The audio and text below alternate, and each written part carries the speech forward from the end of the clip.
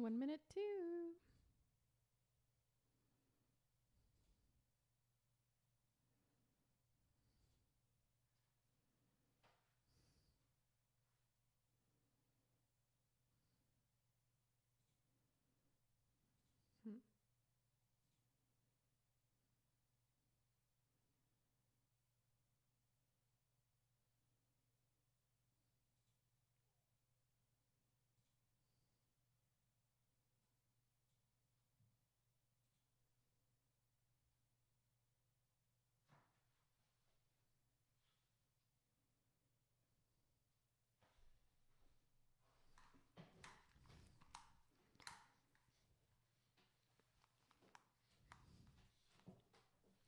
Hello and welcome to another episode of the IAMKAYPEE podcast. This is episode 15 and I'm joined by a lot of hope. Hello, here I Yes. am again. Is it episode 15? I think so, yeah. Cool. I know. Have to celebrate with the 15th podcast. Yeah. Although it's been a year since I started doing nearly 2 years. No, that's crazy. Yeah. I started 2016 and I started around, I can't remember actually. That's weird. Yeah, I'll have I to don't go back know. and Yeah. figure out when I started. But yes, it's officially the end of Halloween, and that means the countdown for Christmas. The countdown to Christmas began. Yeah. Like So the at obnoxious the 1st of October, Yeah. at least, to be fair. They never really wait for Halloween to clear the decks. and the Christmas obnoxious Christmas songs can begin. Yes, this is the time of year when those of us who work in hospitality can be thankful that we don't work in retail. And yeah, it's been a weird Halloween. I think this is the first time I actually went to a Halloween party. Really? Yeah. It Because wasn't I'm even a Halloween girl. Like I'm North American. We take Halloween like really Yeah. seriously is the wrong word. We really embrace it very, very excessively, possibly. I Yeah. think Wednesday Addams like your spirit animal as well. Oh yeah, for sure. From the yeah. Addams family. Mm-hmm. Yeah. So that's, no. Although curiously, I've never really watched the Addams Family much, so I just arrived there You can't independently. you can't say much. You've either seen it or you haven't seen it. Like I think I've seen parts of a couple episodes, but I haven't seen any of the films. That's crazy. Yeah. What, the TV series? Yeah. The black and white one? I don't know. I didn't remember. It's like when I was a little kid. Was there? Maybe I'm I think- thinking about no, there was a black and white one. Like an old timey one. Yeah. Yeah. And there was the monsters as well. I thought that's Which what I was. don't think I've seen. No? I don't think so. There's always like a semi-creepy little girl in the... Yeah. But I managed to independently arrive at being a creepy little girl. So Yeah. yeah. It was in your genes, you could say. Yeah. Yeah, like when I was a little kid, you know how there's always a little kid in a horror film who does creepy drawings? Like we watched Silent Hill the other night, or like The Kid in the Ring, Yeah. creepy drawings. So when I was a kid, I loved drawing, Okay. and I mainly drew sunshines and people. Okay. And Sunshines. Sunshines. Okay. Like here's a sun, there's a sun, everywhere's a sun. It's an adverb, is it? Yeah. Sunshines. But when I would draw people, I hadn't quite figured out the like representational kind of shortcuts yet. So I was just drawing what I was seeing, as you do. And that included drawing people's eyelashes in. But how I did that was I draw a person and then draw like 3 thick black lines running from their eyes down to their knees, basically. It's quite gothy as It well. looked super like I was a horror movie child drawing people like bleeding black goo from their eyes. So You're just a goth inside. just like a secret. I've just never embraced that part of myself. And did you say trick or treat as well when you were out? Yes. Okay. That's We not went trick-or-treating. it's not a Scottish thing to say that. No. And you don't really like every kid in the neighborhood would go out. Where I grew up, like everybody, it was very serious. All the houses were decorated almost always. And if there was a house that was like lights off, you'd be like freaks. Well, we went guising. It's called in Scotland, and Guiseng. I think. I'm not sure. Don't quote me on this. This is one word I cannot spell. or neither can I. Yeah. But we would go around and your mum would dress you up like a witch with some old bin liners, which, like or like a sheet and be like a ghost. No, just not definitely even, only not even bin that liners. far. It was usually just black bags from the trash, cut a hole in it maybe, and then you stick your arms through it. You stick your arms through it, and Bob's your uncle, funny your aunt. You're a witch. But it didn't even know any bounds of gender. Like, even as I remember, like my mum dressing me up as a witch when I was a kid, and I'm obviously male. And wait, what? I know. Tell me about it. You're a boy? And wizards are not really creepy if you think about it. So when no, it's funny how witches are creepy and wizards aren't. Well, they're female, of course. Yeah, but there were definitely men who were like I'm tried kidding. for witchcraft back in the day as well. Oh, Who got really? lumped in with the rest of us. So yeah. Oh, I never knew that. Yeah. Is there any It would- examples? I can't think of any like names or anything. I was reading recently 'Cause about. he's dead. Yeah, exactly. I was reading recently about the witch trials that centered around North Berwick in Mhm. Scotland. And there were definitely men who were like implicated in Really? that. Yeah, but I don't know if they literally called them witches. I don't know if they were like colluding with But witches. it doesn't seem that sort of like if you're calling them a witch, a wizard. Like obviously you're just like You're a wizard, Harry. Yeah, I am a Yeah. wizard. Yeah, it's funny I'm a that what? yeah. But I feel like it You're a was wizard. sort of equal because there's warlock as well if Yeah. you're like a dude witch. But Is that okay? But I feel like they were just sort of lumped into the general witch, which is cool. Equal opportunity. Warlock. That sounds Warlock. pretty badass. It doesn't it? And Yeah. witch just sounds like Which witch is which? yes. Yes. Stop getting on my witches. All these witches. But yeah. So interesting that it was like the standard costume. That or when you got slightly older and you kind of started to resent being dressed as a witch, you could move on to being a vampire of some sort. Ah, And it yes. was generally you would take boot polish and fill Do in the that. widow's peak, yeah. And why was that a sign of a vampire? Like I I never. don't And for know. people, just to clarify, I was pointing to my forehead and I did a V shape. Yeah, so like the widow's peak, Yeah. like hair. I think maybe one of the famous actors who played Dracula had one, and they Okay. just did that for some reason, He was or Italian, maybe. maybe, or like, well, I'm thinking of like people I know who are from Eastern Europe, and a Right. few, like my friend Katie, who you met, Mhm. who's part of her family's Hungarian, and she has a wonderful widow's peak. It's just gorgeous. I think I remember you mentioned that Yeah. when she was here. Yeah. Yeah, so like I've vampire. never seen yeah, that on someone. Yeah, I remember that. yeah. I've never actually seen like that on someone because we're all Scottish. We're all Yeah, everyone has like, because it's something you, I We're all think when we very- did like genetics in Yeah. school, they taught us that was one of those features that was recessive or Mhm. dominant. I don't remember which one, but it was one that they pointed out, like with having joined or separate earlobes or whatever. Well, here in Mhm. Scotland, we're all very troll-like, so we tend not to have a widow's peak. It's No more vampires here. It's all. either a receder or some wig formation on your head. By receder, I mean receding hairline. Hairline. I think receder sounds like it could be a really weird like Pixies cover band where they do debaser, but Sounds receder. like something like a proper way of talking about someone's age. Oh, they're a receder. Yes, they're Yeah. receding in life. Yeah. Extinguishing their Aw. hair. It's sort of poetical and sad. Yes. Yeah. And it must have been a huge thing in North America, I guess. Vampires? Of course. Is that not where they're from? I'm sure there's like a Transylvania, New York or something that there. Yeah. I always thought it was Pennsylvania, somewhere. that's- I used to get mixed up with Me Pennsylvania. too. And I always thought vampires were from America. Well, Yeah. specifically North America when I was really young. Mm-hmm. And that got me thinking, like, is there anything that you, even up until now, Mm-hmm. is there something that you found out that you should have possibly known all along? Like a stupid thing like that, you just think that vampires are from. I can think of one, but it's a story that you know. Okay.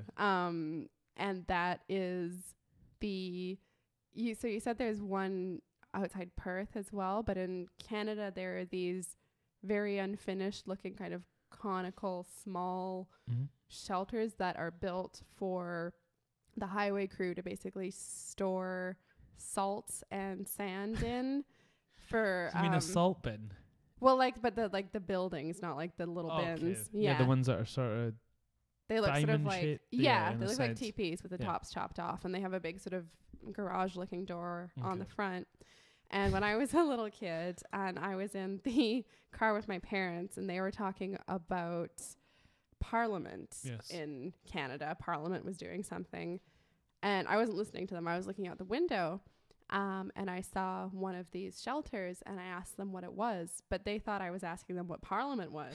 So they explained to me that that was where Canadian leaders and politicians had meetings and made decisions about what was going to happen in the government. And I was like, oh, okay.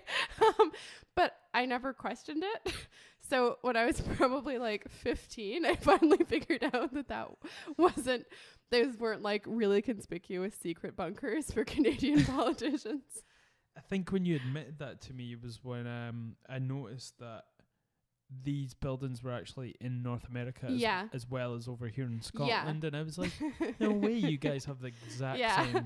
Like, it's kind of strange. Like, you think like North America would come up with something better. Like a better, more elegant solution. Or maybe we just stole it off you guys, as always. Maybe. With We're later generally good at ice and snow. And I guess we have to have such large quantities of, sand and salt and whatever. So that, then it was like, yes, and. So that's one. When I was younger, and I'm talking maybe up until I was like 10 maybe, I always used to get Dublin and Berlin mixed up. Okay. They both end in inn? Yeah, I thought Fair they were enough. both in Ireland somewhere. That's funny. Terrible. That's really funny. Huh. But I never had anything like something that I should have known, but up until recently. Yeah. Because it's those ones that you have no reason to think about ever again, essentially. So you just file it. You're like, oh, okay.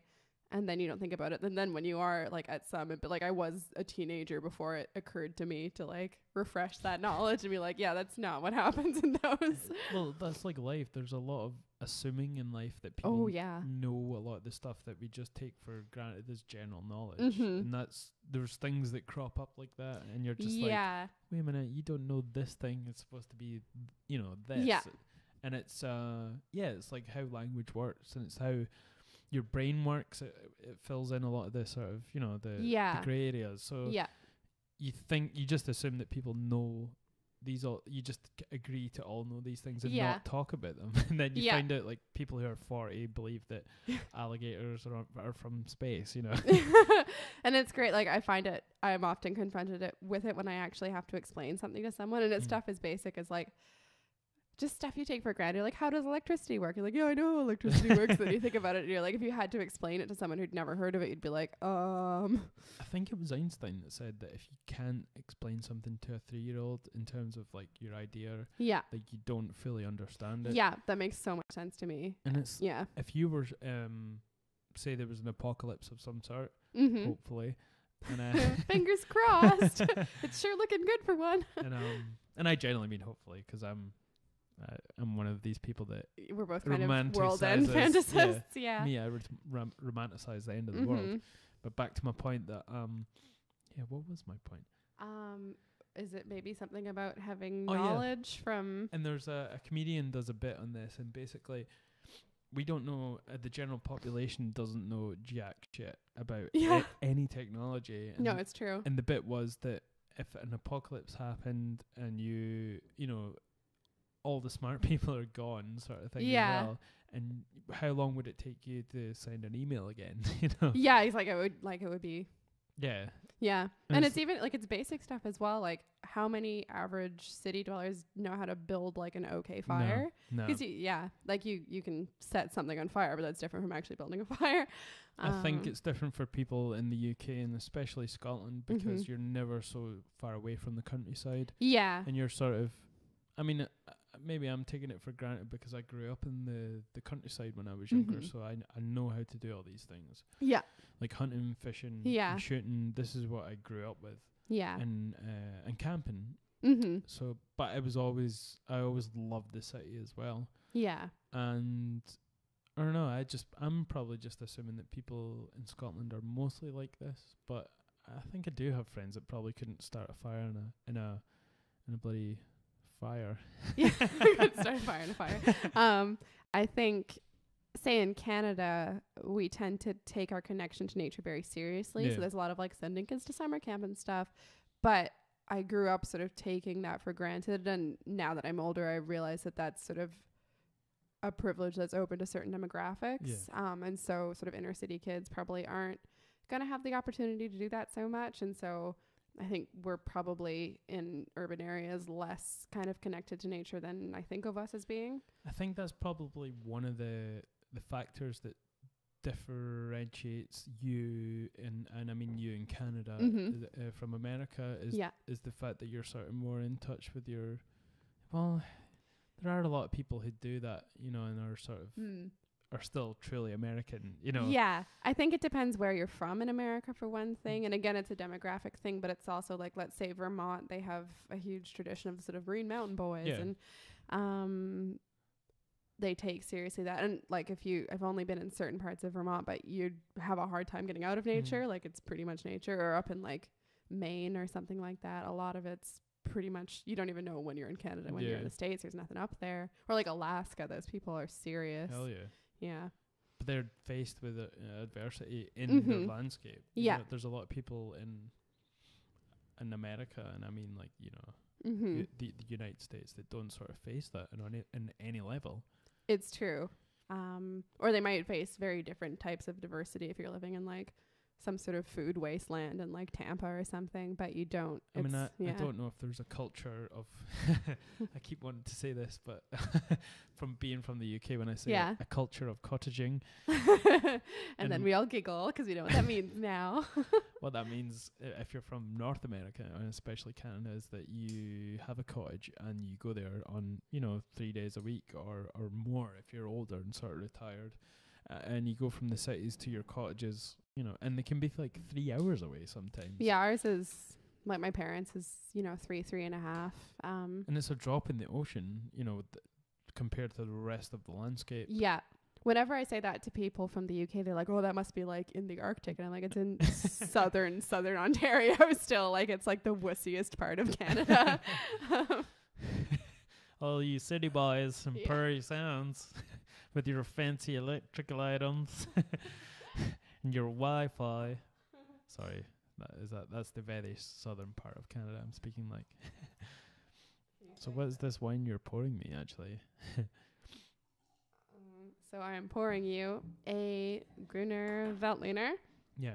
From Wagram in Austria. This is one of the main Austrian grapes, and it's grown in like the Czech Republic and Slovakia, and they're growing it in some New World places. Well, they're growing it in Canada and BC. Okay. BC grape. Yeah.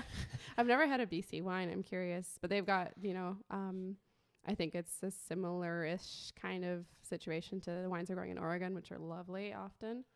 I'm sure it's probably the right sort of temperate for it, you know, to produce sort of good wine, I guess, you know, I'm assuming. It's like it's a grape that does well in cooler climates. I mean, like but in not, Oregon. Yeah, in Oregon they get it's a nice region for sure, but we don't get a lot of wines from it over here because American wines are really expensive when they get to the UK, as are Austrian wines. So this one was not, so I'm curious why, but we'll find out. It's all relative and subjective as well. Like, there is no one place that's great for wine because it's purely down to your taste. It is, and also down to the vagaries of what grapes like to be where, because some grapes want to be in hot climates and some grapes want to be in dry climates, and some grapes are better at handling different adverse conditions. Like, some grapes are more susceptible to like damp and rot and stuff like that. And it depends on how quickly they ripen, all sorts of stuff. Is there any wines that are sort of universally liked because of just the conditions? It's too good to be denied that it's a brilliant wine or grape, or? I think you have things that are economically brilliant because they will grow under a lot of conditions. Like Cabernet Sauvignon will grow most places, really. And it is, I think, now the most widely planted grape, partly because there's a lot of plantings in China now, and the Chinese are really into the old Cab Sav. Yeah, they're sort of taking over the red wine industry, aren't they? Yeah, and it makes sense because I know they don't have like a cultural history of making European style wine, but they've got a huge and hugely diverse country. So there's no reason why they can't make awesome wine. Yeah. But I've never tried any of it, and I'd be No? very curious Yeah. to. No, I haven't Is had it any. not something you get over here? I don't think they export it. No, I think No? it's pretty much domestic production. Good on them. Yeah. But I think I'm talking out of my hole in my head here because I don't really know, but I think a lot of it would be trying to imitate like French and American style Yeah. wines. So like I've seen documentaries on it, and specifically the Chinese production of wine, and they're okay, saying you know that more about this than I do then. they are yeah. they are actually sort of reproduced like French wines, Mhm. and that was Yeah. their main objective. But Yeah. cheap French wines is what they were trying to. That was the taste that they liked, was the cheaper. That's interesting. I'm not sure what. Probably just a cultural thing, or Yeah. Like, I mean, it's, or a fad, like something. yeah, that's interesting. Because I would like the Cab Sauv you're mainly going to see in Bordeaux blends, and they have them all across the range. Wines, you have some of the best wines in the world from Bordeaux, but you get some whatever as well. So yeah. Home on the range. But Yes. So yeah, there aren't, because the problem is you might get a grape that grows really well and easily everywhere, but that's not necessarily going to make wines that are really well liked or met with a lot of acclaim. Because I think kind of mass produced wines, people are looking for consistency, yeah. but higher end wines, people are looking for really specific characteristics, like specific to the places they're grown and specific to the winemakers. Yeah. So they don't actually want something that's just hardy. They want different stuff that grows well in different climates and different terroirs and stuff. Is it sort of like slightly onomatopoeic in a sense? Like, is it hardier wines taste rougher, or is it? Like if we're talking about Cab Sauv, it definitely is a wine that makes pretty big wines, and it can be kind of gnarly. It can be, yeah. It's not honestly. You sure you're not from California? Gnarly. It's not one of my favorite grapes, but it's in some very nice wines. I think if it's handled nice, it can be super, super nice. But I just don't like. I like different styles of reds. I don't like the ones that kind of blow the top of your head off. Probably because I'm poor and I'm not eating food with them. I'm just drinking. So, Yeah, I am quite similar. I don't like this sort of big tasting wines. I like something that's quite uniform and not gonna blow your head off. Yeah, and but you like really interesting and difficult whites, which I find interesting. Really? Yeah, like the skin contact ones. You tend to like like really different. Basically, I'm a hipster when it comes to... Yeah, you're a hipster. You are actually. Yeah, it's great. I'm not wearing this tiny little hat for nothing. which we got from our... I'm wearing the hat that I wore in my Halloween costume. Yes. Which was Leon, and from the movie, if you're from America, it's Leon, and if you're from Europe, it's called The Professional. Le Professionnel. And Laura and we dressed up as Leon and Matilda. It was fun. Yeah, it was I cool. loved it. It was great. It was really, really Even good. though we just went to your friend's house and we just sat at the... And we were going to go up, but then we were tired and needed work. But we started too early. That was the problem because we were waiting for our other friends to finish work. You probably would notice that we don't get out that much because we're working, because we got most dressed up and then we left like... Yeah, exactly. He's in the whole day. Yeah, it was pretty funny. Yeah, we were like, I was super excited. Yeah, it was successful sort of operation for a costume. Yeah, I think people got it. I enjoyed it. I was comfortable. What was some of your more interesting costumes over the years? Well, when I was young... Oh, you okay? Microphone to the knee. His microphone bit him.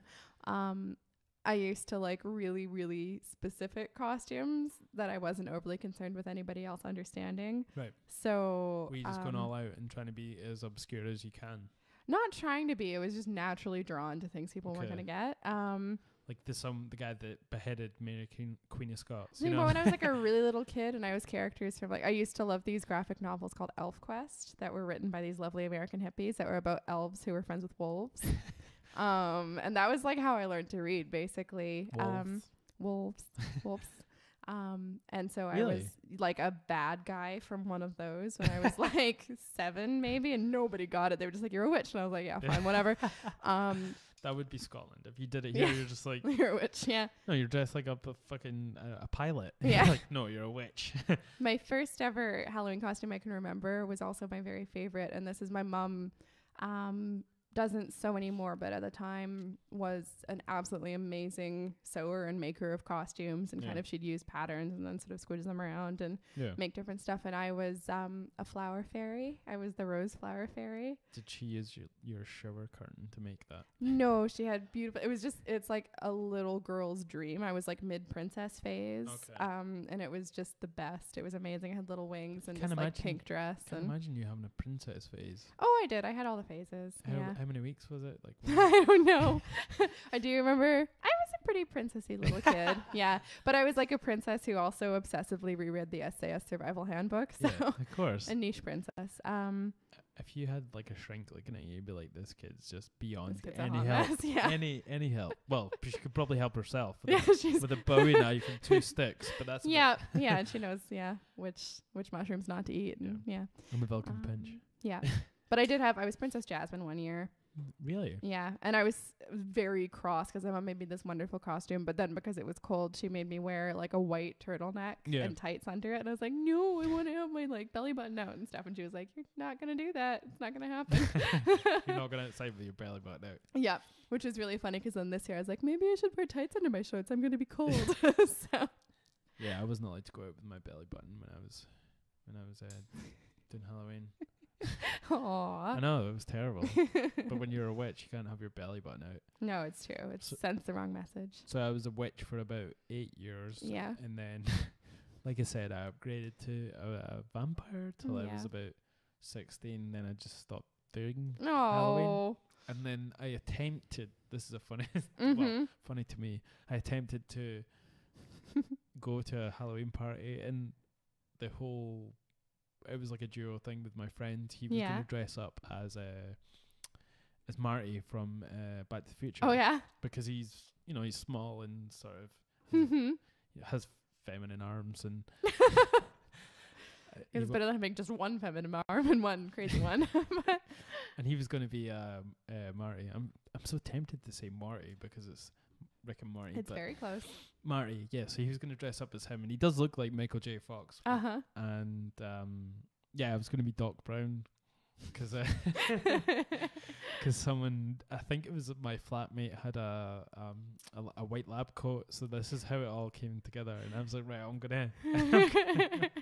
I'm gonna get like a wig from the store, but basically this wig. It was supposed to. It did look like the Doc Brown wig. Yes. On the front cover of the sort of like the bag that it came in, and I was like, right, I've got everything I need. I just need this lab coat, and I need Marty and this wig, and I took it out, and it was like it must have been like a merkin because it couldn't fit on someone's head. It was crazy. And not even your. I spent. Well, I have a rather large head, so you don't have a small one. I spent like 2 hours in the bathroom just trying to get it on my head and like saying like, maybe I can cut something off and I can like an ear put or it on my head and like shape it around, and then I got so annoyed I just left and didn't go to the party. Oh, everyone. And that's the story that people tell. Like I just got so annoyed with my outfit that I just left. What a diva. And my friend, because I left, he just went as Mel Gibson in what are the movies? The trilogy of movies. Lethal Weapon. Yeah. Which I've also never seen any of. Yeah. Yeah. You're not missing anything. No, I didn't think so. Pretty anti-Semitic Mel Gibson's not very good. That's a weird one. So it's like he can only be a good actor or morally sound.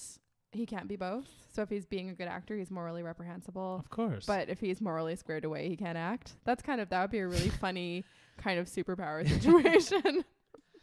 Like, I mean, you can only act if you're being a shit. He was just banal when he was in those movies, and then when he became like a broken man. Yeah. I think Braveheart was maybe his turning point because it took someone that was like a religious alcoholic to play a famous Scotsman. Yeah. hot take, but I'm going to say the start of the decline was the Hamlet he did, because he's like 30 years too old to play Hamlet, and he just makes this horrified face through the whole thing, and that's the extent of his acting. You could say he made a ham of it. Seems to be de rigueur for established actors playing Hamlet, because there's the Kenneth Branagh one as well, and it's very scenery chewing, and again, like 30 years too old to play Hamlet. I've never seen Hamlet. No? No, I've only seen Macbeth. I tend to stick to my Scottish plays. Macbeth's brilliant. I like it. Because he's, I don't know, maybe this will make me sound like a crazy person, but he's way more sympathetic than Hamlet. And Hamlet's such an emo kid. He's like, oh, I can't decide what to do about anything. Whereas Macbeth's just like murder. It's funny how Shakespeare had a habit of writing plays about things that he'd probably never experienced either. Like, yeah, there's a lot Macbeth, of sort of... Like, he probably wasn't in a... I mean, I wonder where that story came to him and where it came from. It must be based on some sort of myth or something. They always do a lot of work on trying to trace his historical sources, because there are historical sources for them, and some of it's myth and some of it's accounts they think he may or may not have had. And he has the history plays as well, which are like English kings, so he would have had not firsthand, but, you know, documentary kind of knowledge of them. And Hamlet, I think, like, it's they traced it to like a Danish story. So... And usually is Macbeth, there's like real people in it, but I haven't heard other versions of it. Did they not say it was slightly unusual because it has like a sort of mixture of real and sort of fictional characters as well? I think he does that though, in like, because he likes using known names as well. So like in Midsummer Night's Dream, there's like, it's not like real and fake, but it's like made up and found from other myths kind of thing, a combination of that. Well, I like how you're sort of like assuming his pronoun as well, Shakespeare. Like, oh yeah, of course he might have been a they. Otherkin. He could have thought he was a Japanese wolf. Be the they, because I think... Oh, I see what you mean. I thought we were doing social justice. No, because supposedly he was like 5 guys. Yeah, well, he may or may not have been sort of they. 2/3 Christopher Marlowe and whoever all else. Sorry, don't interject. Keep going. Yeah, I think that's quite fun. I like all of that. I love in Only Lovers Left Alive, when the elderly vampire is Christopher Marlowe, and there's all sorts of like... And if you don't... Yeah, it's kind of like a sort of smart...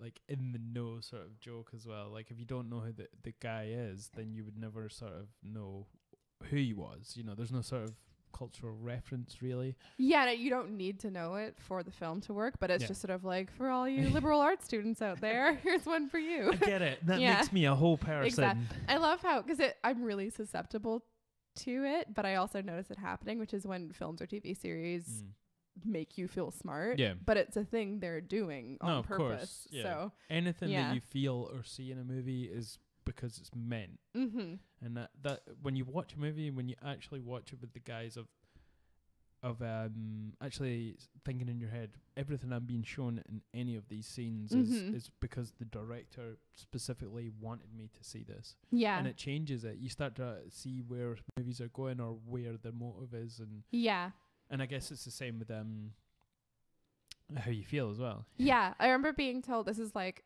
one of the main things I feel like I learned in high school English, and we've talked before about how I got sort of diverted from the main kind of English course because I was working at retarded, yeah.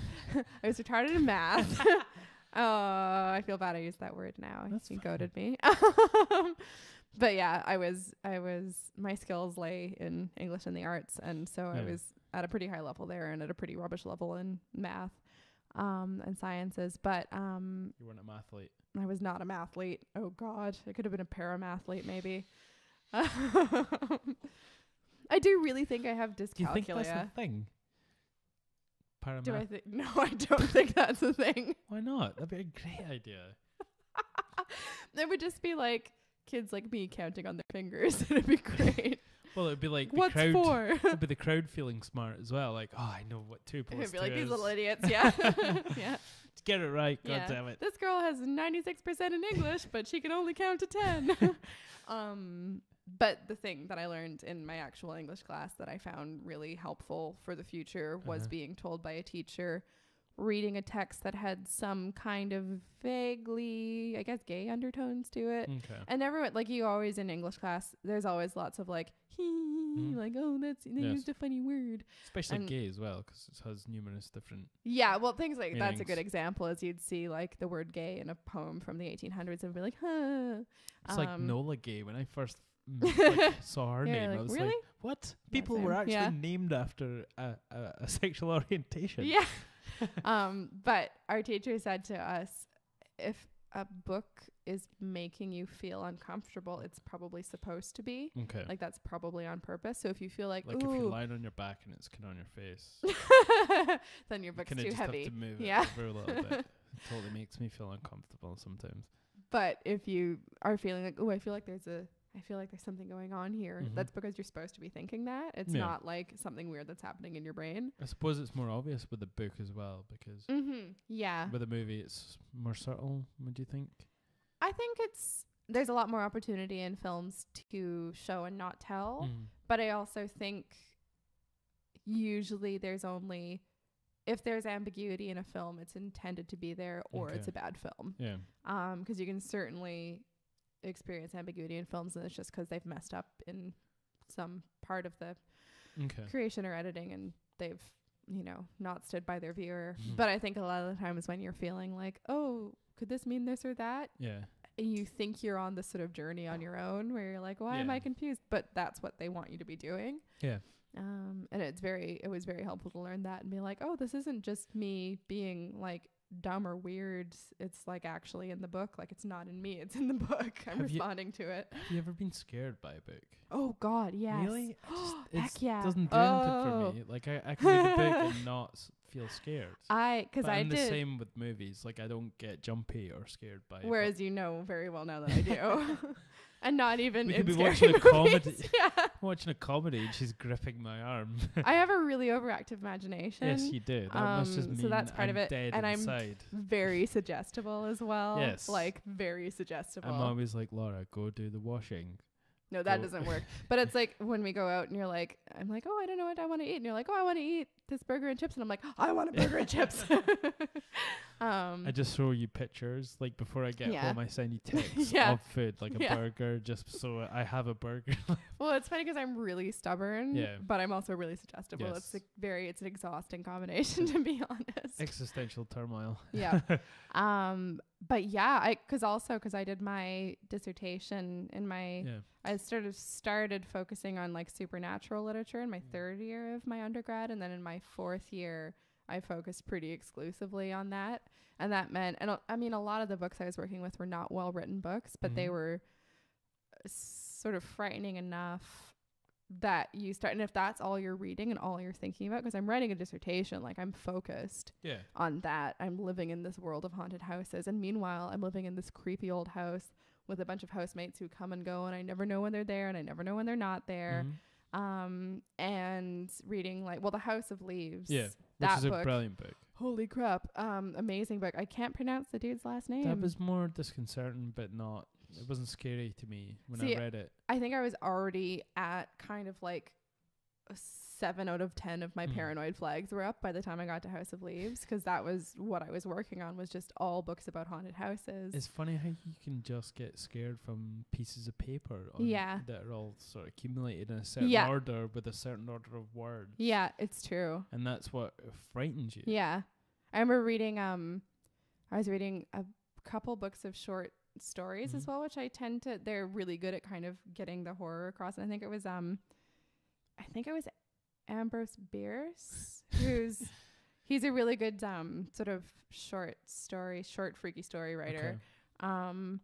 And I think it was him, and there's one of his stories, and it's about a man who's staying in a hotel that's kind of vaguely haunted, and he puts his hand under the pillow at one point when he's asleep and feels like an animal's mouth, like a mouth surrounded by fur, just like under his pillow, and wakes up and there's nothing there. Big old bear. And it giving him a sounds so kiss. silly, but that scared me so much. Really? Like every night when I was going to bed, I'd be like, It's crazy that what scares you. Obviously, it's all sort of relative as well. Yeah, and like there's no reason why that would scare me. No. Like, and I'm a rational person. Like, I know that that's not gonna happen. When I was like really young, I would take the same sort of fever every year at winter. And that's like the most romantic sentence. Oh, it's just the spot of the I old would take the consumption. I would fever. take the fever in the winter black time. lung. Anyway, excuse me. And yes, I remember being under my covers, lying on the couch, and I would have these weird sort of nightmares. Yeah. And it'd be so strange because there was nothing really frightening about it. And one of them was I would have this reoccurring nightmare of. Do you remember, there was a game during the 80s, and I'm not sure what it was called, but it was basically a marble rolling down like tubes, like half sort of tubes. Oh, yeah. I used to love that. I had friends who had that, and we used to play with it. I liked that. But it was like a little mini kids Rube Goldberg machine. Okay. Yeah. But it wasn't like, you remember Mouse Hunt? That was a different game. Yeah. But it was like... you like built it. Yeah. Was that it? And there were different parts? And I would have... When I was having the nightmare, I was dreaming of this... like slowly going down this, and I'd never played this game at this point. And it was the noise of it, you know the noise. It's like when someone makes, when they throw the little ball in the roulette table, you know that noise. That's what it would be, but a sort of slower and a sort of more deeper sound. I can imagine it. I think And the other one, which was, it was I remember. Being in this room, and then there was a giant set of doors, like massive doors, and all I could hear was like white noise. And I remember the doors opening, and it was this massive giant, and he was like speaking really softly, but he was speaking at the top of his voice, like shouting, but it was quiet. And it was that's so weird. And it was mixed with the white noise. That's why there's a scene in Sixth Sense. Have you seen Sixth Sense? Yeah, that scared the heck out of me. You know when he turns the recorder up, and all you hear is that deep hiss of the white noise? That freaks me out. I can't watch that scene. I've seen that film, but I think I've seen about half of it because I was hiding for so much of it. It's funny because horror movies either don't affect me at all, or I'm an absolute mess. Like there's no middle ground. But that shook me like to the core when I heard it again, because it reminded me of these really bad dreams I would have when I was younger. I can imagine and that. it just it's hard for me to listen to that part as well. That's don't know why. It's funny how those things I vaguely remember nightmares I had when I was a kid, but not really. I still have I have pretty bad nightmares still that are totally unrelated to anything. Cobras. No cobras. It's usually people getting chopped into little pieces. Yeah. That's what you have some of the weirdest dreams I have incredibly weird dreams. And my friends and family are very much divided into two camps of please tell me your weird dreams and please shut up about your weird dreams. And they're both actually the same people at times. Sometimes, yeah. My dad always said to me when I was a kid, 25 words or less. Your dad's so good. He's really so funny. straight to the point.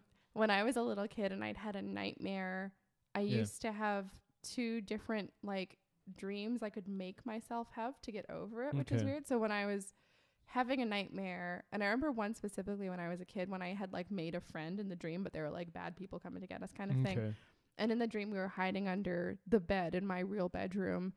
And I guess it's kind of basically lucid dreaming, but I'd become aware that I was having a dream, and I'd know that I'd be able to wake myself up, but by doing a specific thing. And I remember trying to explain this to my dream friend and being but it's okay, I can bring you with me. And what I had to do was imagine that I was falling up through a well of stars, basically. And they do that kind of Star Trek, faster than light, they turn into lines instead of being dots, and then I'd be awake and it would be fine. That's crazy. And then the other thing, and I remember that feeling of holding my dream friend's hand and being I can bring you with me, and then feeling so guilty when I realized I couldn't. It's still good that all you and your dream friends still keep in contact. Oh no, that one's not speaking to me. That one got by the bad people. And the other thing is that when I had a nightmare and I woke up, and usually I'd have to go get my parents and stuff like that, which is probably largely for I'm up after kid bedtime. This is cool. This is what the house looks like when everyone's exactly. asleep. Yeah, and I definitely got into a phase when I was a kid where I'd not be able to sleep, and then I'd get to watch Star Trek. But I remember when I was younger, I would sleepwalk a lot. Yeah. I still do it to this point. You sure are an active sleeper. More active in my sleep than I am in, my day-to-day what? life. Yeah. And I would go through to the living room and I would switch the TV on. Yeah. And because this was like the early 1990s, it was just white noise after a certain hour. Yeah. And it would be like really loud. Maybe this is where my sort of white noise dreams come Yeah. from. I was younger at the time. Yeah.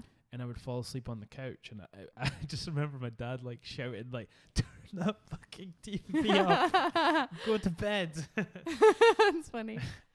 But I used to, when I put myself back to sleep, I used to be able to, and I have no idea why I found this comforting. Have you seen the animated version of Peter Pan? Yes, the Disney one. Yeah. Yes. So I used to be able to summon a dream of the alligator following Captain Hook. Okay. And the like tick tock, tick tock, and the like impending death of Captain Hook, basically. And it was a cartoon, the dream I was having. It wasn't like real people. And for some reason that would like soothe me and send me back to sleep. Okay. And I don't know why at all. It's so weird that would be like comforting. I know. Maybe it was like, because it's kind of like a bad guy versus a bad guy. It's like, the chaos of the universe. Like, order is restored. I have a feeling you're going to be telling the same story to your shrink in like 30 we're years. Definitely going to be reading this in like a court transcript and like and that's why I stabbed the whole family.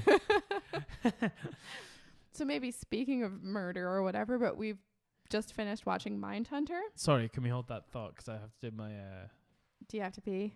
No, I'm going to go to the bathroom for 2 seconds for mysterious reasons that don't have to do with peeing. I have to take the washing out. Of course. The washroom where the washing is.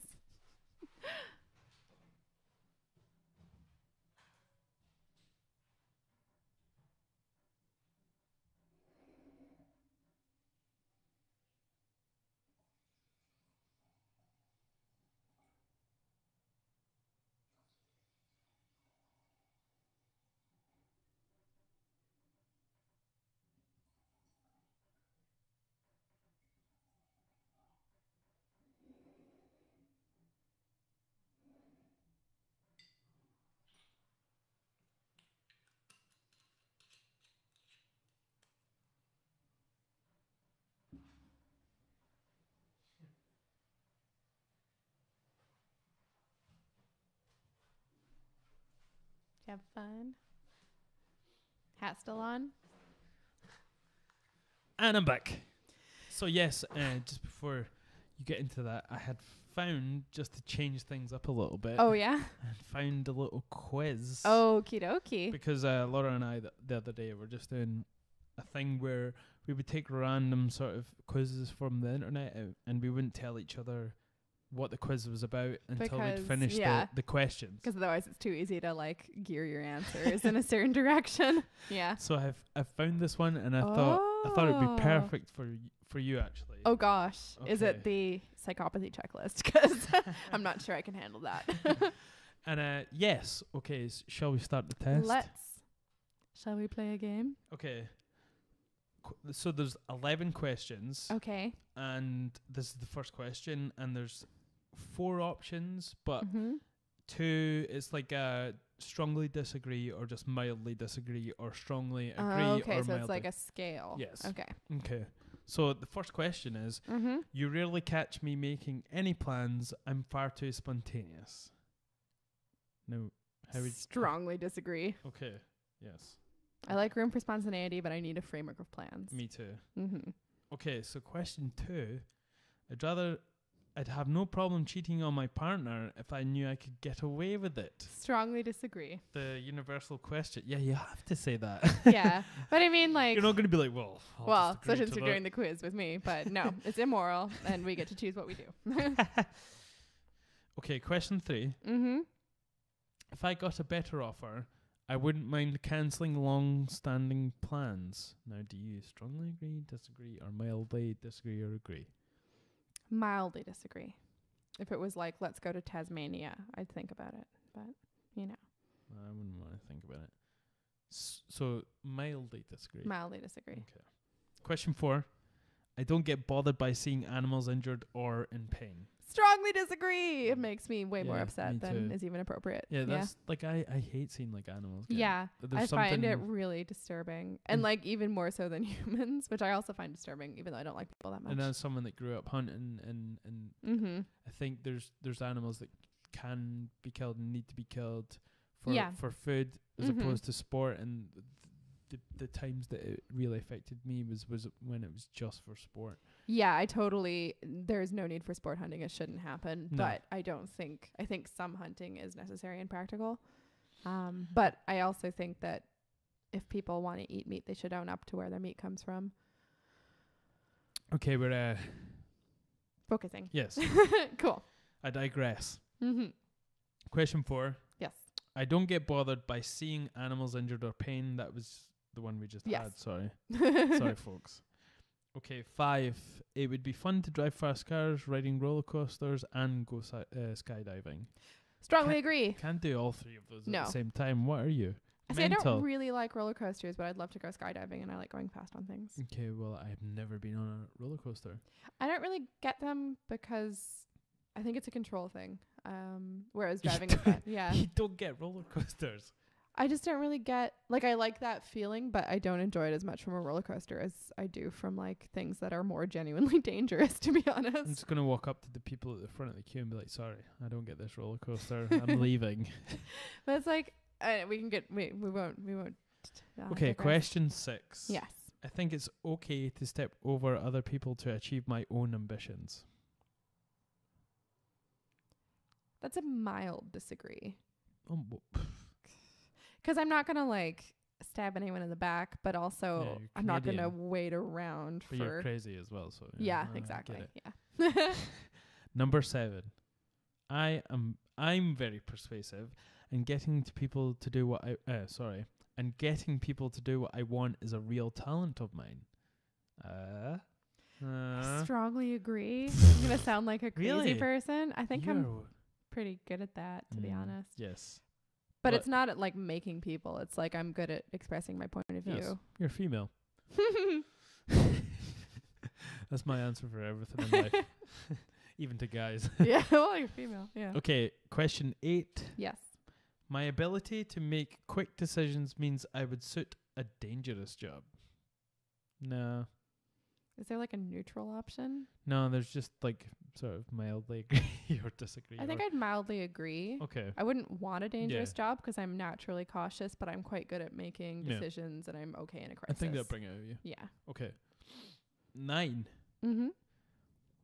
When the people around me are crumbling under pressure, I'm usually the one with the cool head. Strongly agree. Well, okay. You never crumble, so you never There's see that no side kiss of me. my own ass button on here. 10. 10. If someone gets conned, who cares? They're asking for it. Yeah, fucking scum of the earth. Wait, what? If someone gets conned, who cares? They were asking for it. Disagree. Sounds like the start of a play in London. I think it's like if it's somebody who's like Say agree. conned because disagree. Okay. If someone's conned because of their own hubris, that's one thing. But if it's like an elderly person or something, that's shitty. You need to get that hubris seen to sometimes. I've got swollen hubris. Yeah. Cheers. Number 11. I'm really to blame for things going wrong. It's usually the fault of the people around me. Disagree. Okay. Everyone is responsible for their own failures.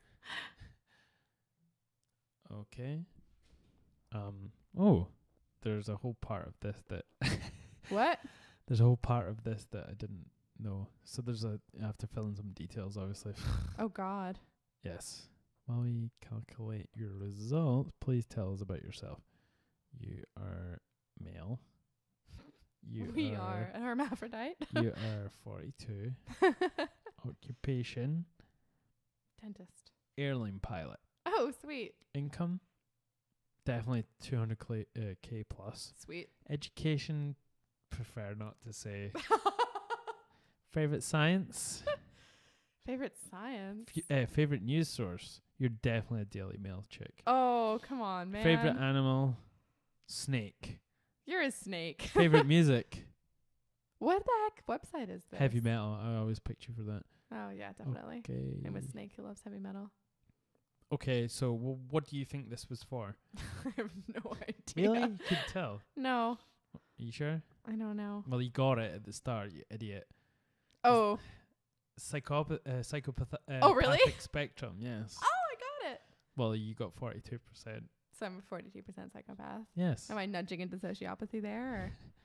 Though your conscience is in the right place, you always have a pragmatic streak and generally aren't afraid to do your own dirty work. I say that's accurate. You're no shrinking violet, but no daredevil either. Mm-hmm. You generally have a little trouble seeing things from another person's perspective. Yeah, that's probably accurate too. I'd like to say I'm very compassionate, but I'm also very stubborn. Yes. But at the same time, are no pushover. Yeah. Yeah. I'll not comment. I'm a hard ass on the Canadian scale. I'm not sure about the world scale. I know. Definitely not in Scotland. No. Everything is in moderation, including moderation. That's my saying. That's sort of Oscar Wilde as well, isn't it? No, yeah. you told me that, didn't you? Yeah, they're like paraphrasing Oscar Wilde. Yeah. I've never heard that saying, and I was like, I thought it was so cool telling people that. I was like, everything in moderation, dude. Even moderation. Well, anybody you were saying dude do is probably unlikely to connect it to Oscar, so. So that's your approach to life, supposedly. So you and Oscar Wilde are best buds, BFFs. Sweet. Yeah. Oscar not so wild, according to moderation. Oh, yeah. Well, he definitely, in terms of the psychopathy checklist, had not reasonable long-term goals. Yeah, so the average female score is 41. So you're a percent. So I'm slightly more psychopathic than the average female. Sweet. And 52% is the male. Huh. So did they suggest then that men are baseline and more psychopathic than women? Well, it depends who came up with this. That's also true. I mean, if you judge it from a sort of matriarchal perspective, then, you know, I'm not sure. I feel like when they did all of the heavy lifting around sort of diagnostic criteria for this stuff, it was still really male dominated. Yeah. So, and I'm not sure. I thought it would be higher with the male side, maybe. It does kind of make sense because that of characteristics attributed to men. Yeah. And kind of the relation between, like, they talk about CEOs doing better if they have psychopathic traits because they're more comfortable with their own ambition and ruthlessness. So and those are also traditionally roles fulfilled by men, for better or for worse. There's a little more information here. The most psychopathic people prefer fish.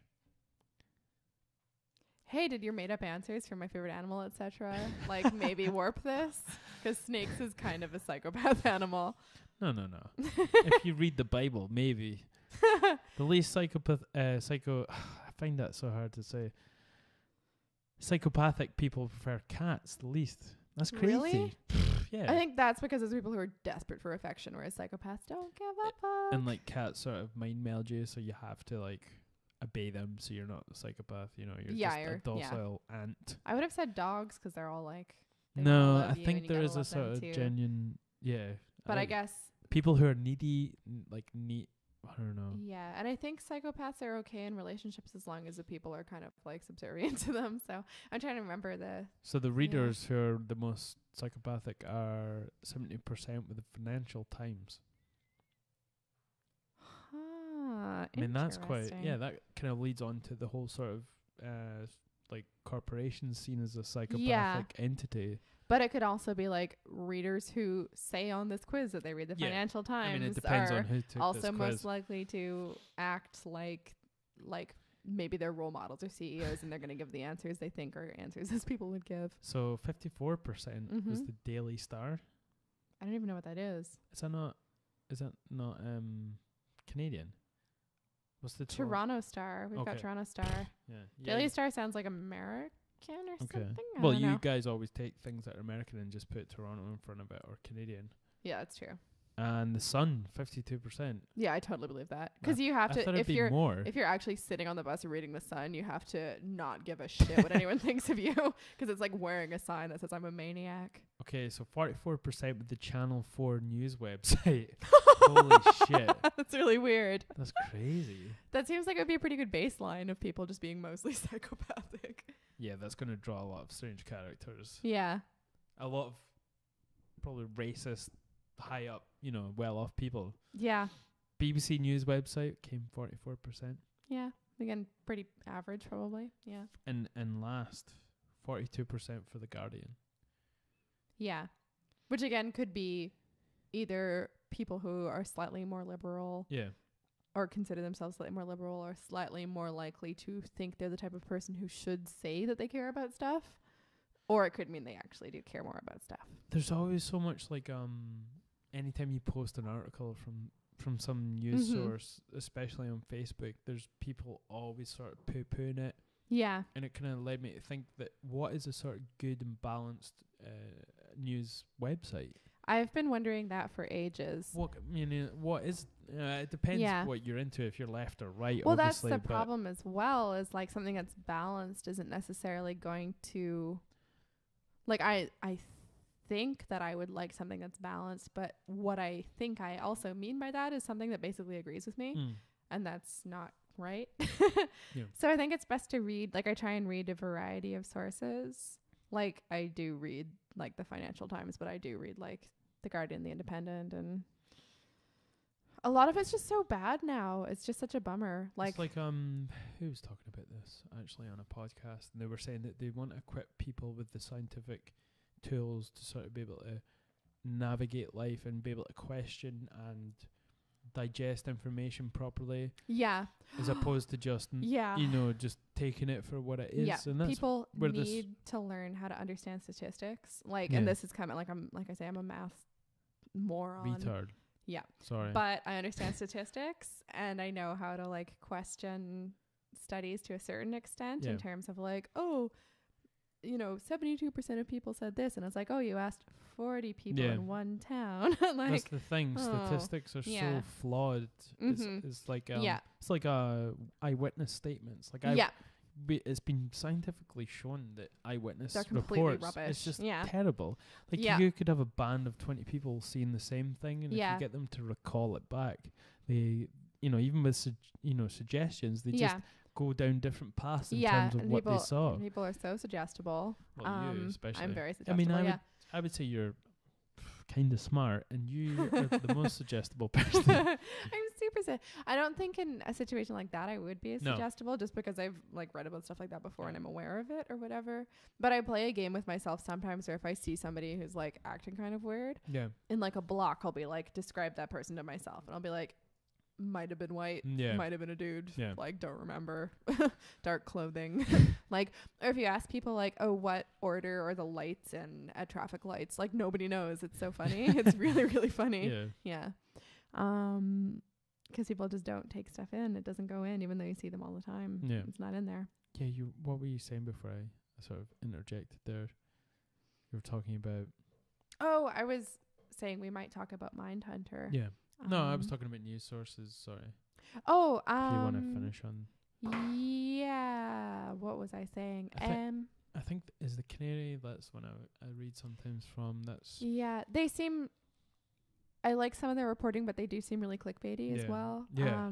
That's the thing that drives me wild. That doesn't even necessarily mean it's bad journalism. They have to do that now. So I don't know, but it does seem very kind of sensationalist. Some of it, although it does. Yeah, I don't know. I really Toronto girl here. I really like the Globe and Mail. They've had a few snafus in the past while with some pretty dodgy editorials and stuff, but they've had a few really good investigative journalism pieces come out. And investigative journalism isn't a thing you see that much anymore. No, it seems to be on its, it's a dying sort of part. But they had a few like that. I've talked about this a few times, and maybe even on this podcast. But I think we looked at it when you were in Toronto. But that sort of expose of the opioid crisis in Canada. That was so good. That was fantastic. And it was a proper piece of investigative journalism. And you don't get that sort of depth and wealth of journalism now. No, you don't. And I mean, they do it like, once every 4 months or something. They have something like that. But that used to be just the norm with things back that in was the whole thing. 70s. Yeah. And it was an important part of how politics developed at that point, with the whole sort of deep throat stuff. These were things that were actively going on all the time about issues.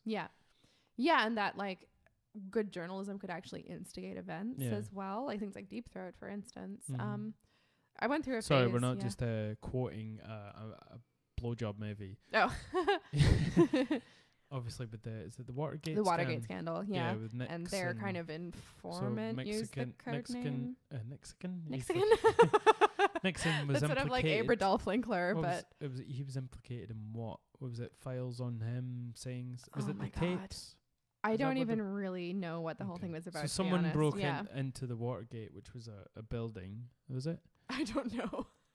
We only know the aftermath, not This the is actual one of details. those funny things. Is like we were talking earlier about how you have general knowledge, and Yeah. it can be really easy to like Yeah. blag knowledge Yeah. of like I. Your parents probably know this story Yeah, through and and through. To be fair, we weren't alive at that point, Yeah. but it also is so much a part of popular culture that I've never really actually looked into it because I But the- always felt like I knew what it was, but I don't Pop actually now on cultures reflection. came from the sort of fallout from it. It's not Yeah. came from the actual. Well, there's some stories on the events, but it's usually Yeah. to do with what happened after. But all we have is like, I am not a crook. Yeah. And that's all I, really know about it.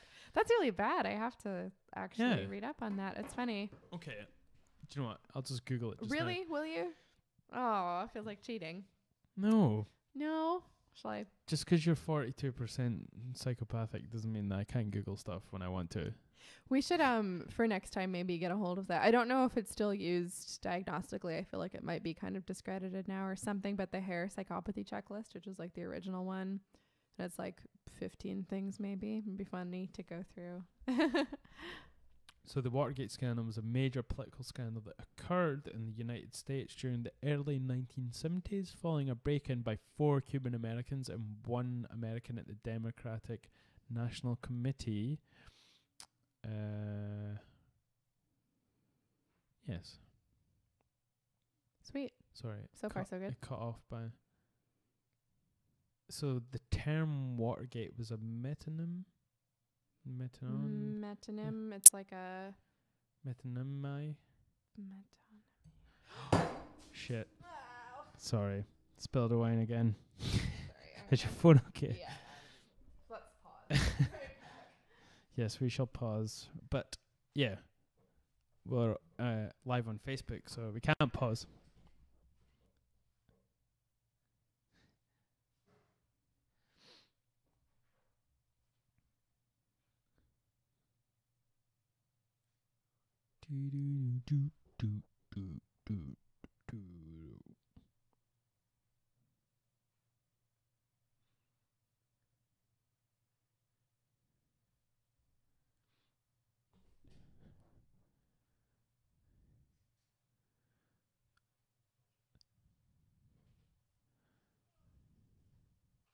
So it's me, ton, I, me is a figure of speech in which a thing or a concept is referred to by the name of something closely associated with that thing or concept.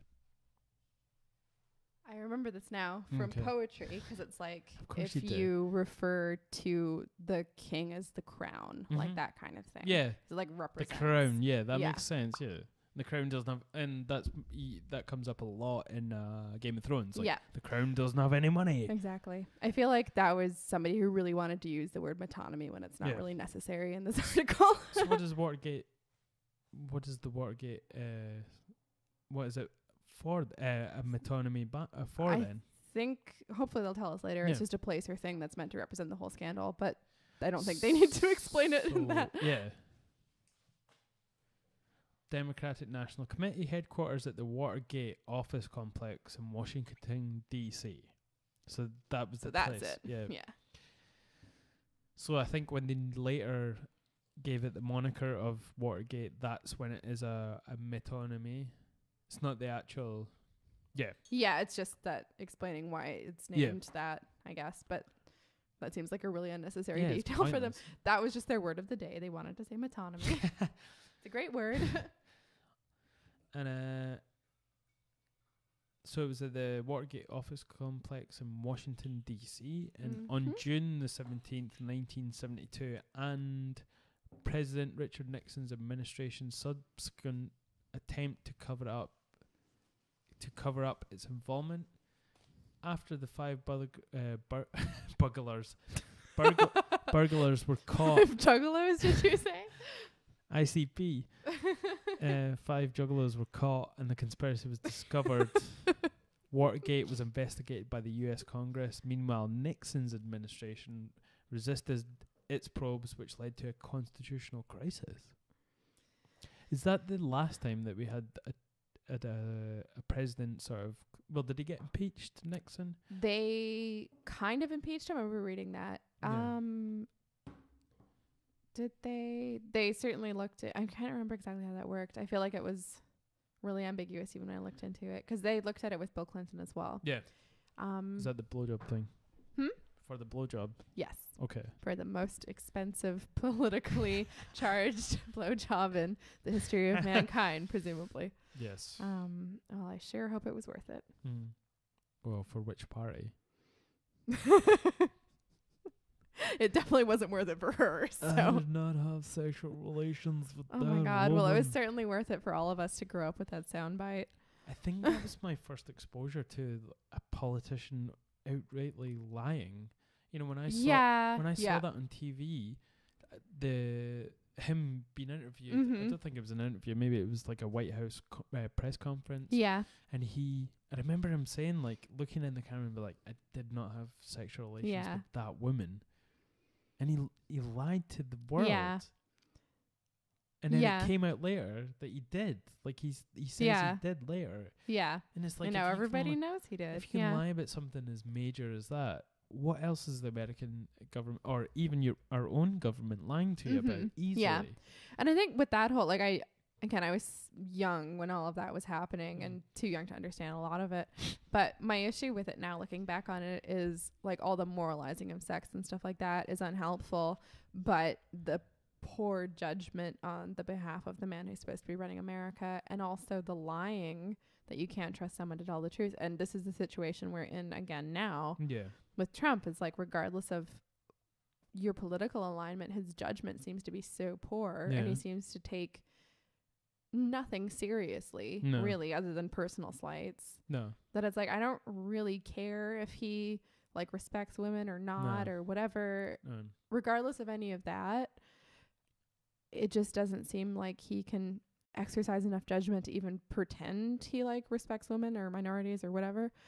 He's not a human being that I care about his sort of opinion or stance on anything now, because of just how it's gone so far beyond that. Yeah, like leading up to the election, and obviously as someone who's not of America but affected by America's decisions, I was really bummed out by his politics.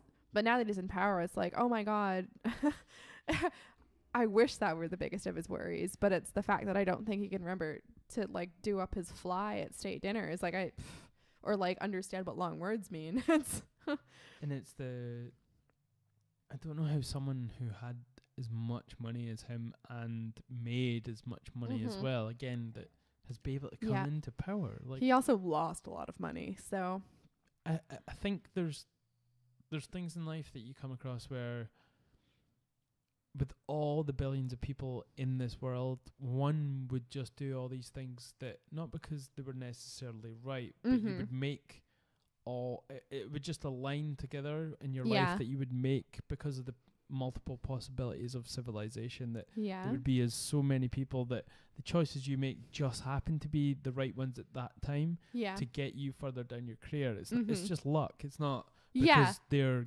good choices for your life. Yeah. You just went one day, right, okay, I'll do this. So there's going to be someone who made all those great choices in a row, and then that's where they come to. Yeah. But it doesn't mean you're a good person or have good knowledge or have, and I mean, even, you know, it doesn't even mean you have technical knowledge of what you're doing. It just means you've went, okay, it's either A or B. Yeah. And that's a really alarming thing about him, about Trump, is that, like, okay, so George Bush, like, didn't agree with his politics, did lots of things that people found really problematic at the time. When he was born, yeah, that for instance. But like, he knew how the United States government worked. Yeah. Whereas Trump doesn't know. He was brought up, you know, he was a family of people that were brought up in this sort of administration. Yeah. So through osmosis, he probably knew something about running a country. Yeah. Well, and he actually was a career politician. Like, he had actually learned how the mechanisms worked. Whereas Trump was like, he rocked into the White House and was like, hey, how do I send emails? Or like whatever. But W was a bit sort of special in a sense. And it's so weird now that I look back on him somewhat wistfully, you know? Like, I never would have thought that at the time. you can almost smile when you watch him interact. Yeah, you're like, oh, bless I you. know, you just want to go up and like pat him on the Yeah, head. and like at least he drove with his hands on the steering wheel, and Trump just doesn't. Unlike his wife. Yeah. Whoops. That was way more on the nose than I meant it to be, by the way. It wasn't his wife, it was his mum. Yeah. Yeah, I forgot that. So Yeah. for people that don't know, George W. Bush Jr. or Senior, you know, is it? Yeah. How would that work?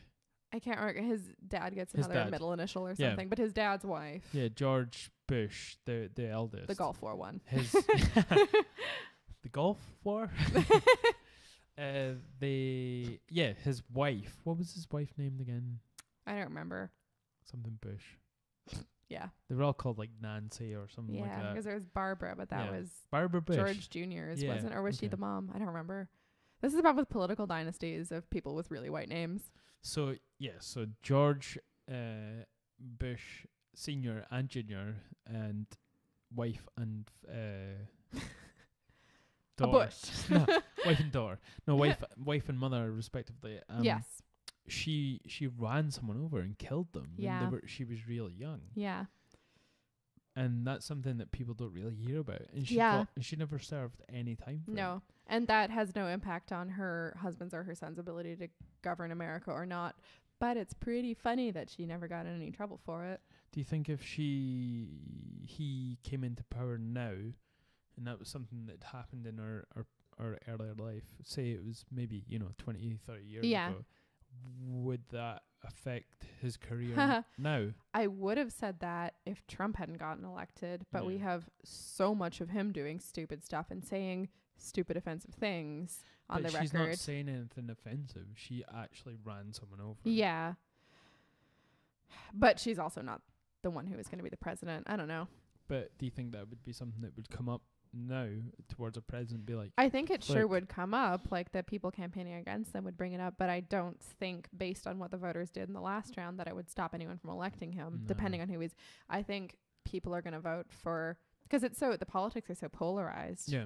I think people are going to vote following their party or their basic political framework, and I don't think maybe it would be a problem in the primaries. Yeah. But again, Trump, it wasn't anybody associated with him that said very insulting things. It was him who said them, and that didn't stop him. I think there's a sort of inevitability of Trump's campaign, and it can either be sort of his demise or the demise of the country. It seems like it's headed towards a singularity.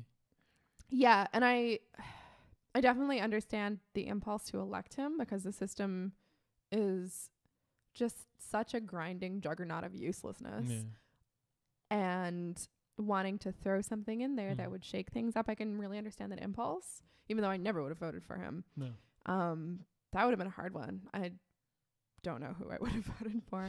I would have cast a protest ballot or voted for the libertarians or something. Yeah. But I understand that impulse, and it does now seem like he's pointing out how there kind of is no man behind the curtain, like how the whole system is actually very theoretical and unstable if the person in power decides to not do the system. If he just does whatever, it's like the emperor's new clothes. Yeah. We're seeing now that the way politics is set up doesn't need to be that way because it's basically not real. But maybe he's alienated himself so much politically. Maybe the system's just stood back and let him just run himself into the ground. Yeah. It feels like there's a sort of loneliness to his campaign. He doesn't feel like he's surrounded by the actual country or the government. Him. So maybe they're just letting him crash and burn. Yeah.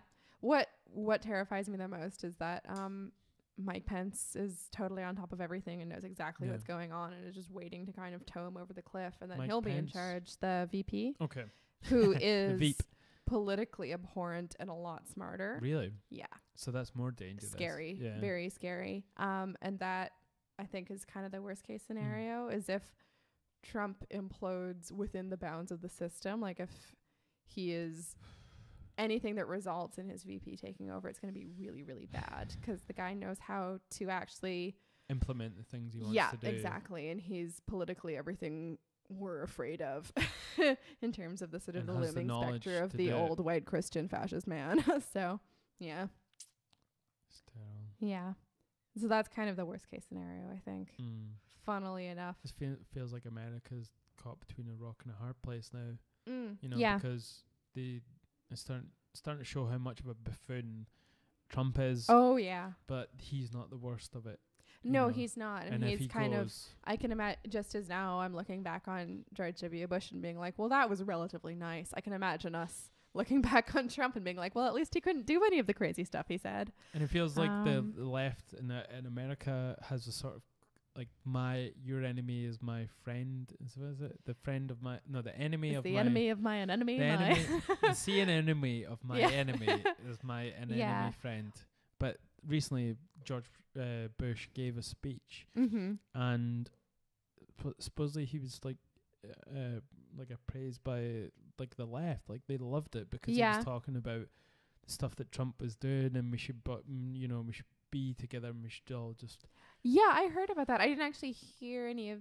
Did I hear a clip of the speech? Maybe I'm not. I read the text. I didn't watch it. And it just seemed relatively like sunshine and light and goodness compared to Trump. And it's weird. And then I don't know. It's also polarized right now. Like so much of and I consider myself pretty far left across a lot of stuff. So much of the left I just don't relate with now as well because they're so reactionary. Like it's a bizarre system. I don't remember when, 10 years ago, all this chat of right and left, it wasn't as polarized, I don't think. Or there was more room within each of those polarities to have different opinions. I think it wasn't used as a divisive sort of word. It was just, in the past, it was used as sort of just general sort of philosophies. Yeah, general kind of orientation. As opposed to things that should just divide you and a tribe that you passionately sort of defend. Yeah, and it's become very strange. And even in the UK, it's like these are words that would never existed in the zeitgeist before. Yeah. And now everyone talks about British politics in terms of the left and the right. Jeremy Corbyn, the left. Theresa May, the right. Yeah. Which is funny because I feel like both our left and our right are like relatively really center. But it's weird. It's very strange. And it's become, I feel like for the first time, at least in sort of North America and maybe the UK, the first time since maybe the 70s, where it was actually really potentially going to get you into a bad place with someone if you talk about your politics. Yeah, I mean, there's people being killed in the Western world, i.e. America, over their politics, not religion meeting politics. It's politics meeting politics, There's, remember when it was at there was the marches and then these people ran each other over. There was people that was marching that were sort of hit. Oh God, I can never remember anyone's names. It's terrible. But a woman was killed. And that basically comes down to politics. Yeah, and it was for her political views, which is insane. That's crazy. It's America. Like that. Why is this happening? And it seems like it's going to be political extremism as opposed to religious now. We're still got a healthy portion of religious, but it does become quite hard to separate that from political as well. But it seems like it's transitioning. Yeah, yeah. But it's become. But do you think a lot of these things are done under the guise of political when there's undertones of religion, especially in America? Yeah, because I'd say the right certainly tend to associate themselves with Christianity, which is funny because everyone always denies up and down that there are any Christian terrorists. But that certainly seemed a bit like it might have been a bit of that. Yeah, I know like Jesus isn't into that stuff, but his well, he didn't exist, so his current disciples seem to be able to use the name of their religion for all sorts of funny behavior, as they do across the board. Abhorrent behavior, yeah, which regardless of his reality, the words we've been passed down from him, he doesn't seem to be super into killing people. So do you think I've never understood that. Do you think I don't believe that Jesus was a mythical or historical person. Well, he's certainly a mythical person because we've heard of him, but but do Do you think you'd be white if he came back? No. It was such a melting pot in like the Middle East at that I'm point. not talking about like. Oh. If he came back, would he be white? If he came back? Well, if he was summoned Because obviously he by... has the power to choose who he's born under or from, you know. Well, if he wants to get in a word in edgewise, he better be white, you know? Because it's so... There's a certain amount of irony to America because the morals and the general ethos and the sort of anti-immigrant... Yeah, which is so weird. And the people and the person that they worship is someone who went from town to town before he was born to be, you know, in the Middle East. He was a Middle Eastern man. Yeah. Went from house to house because they were immigrants basically in It's their own land funny, and couldn't get Yeah. couldn't get anywhere. And then he was born in a fucking cave. Yeah. And that plus and he was Jewish. I mean, how many conspiracies are there against Jewish people? Yeah. In terms of they run the world banks and all this. It's true. It's so funny. And the person that they all worship is fucking Jesus, you know. Mm-hmm. And is he if he was alive today, would he be one of these Jews that are trying to take over the world? I'd be one of these dodgy Jewish bankers, I guess, or whatever. And it's such a weird, like, because I've never been confronted with that conspiracy. Like, I know it exists, but it just seems so improbable. It seems so far-fetched. Well, it's hard. Like, I don't think there is a conspiracy for these people to do it, but there's history. Remember when I was talking about? Yeah.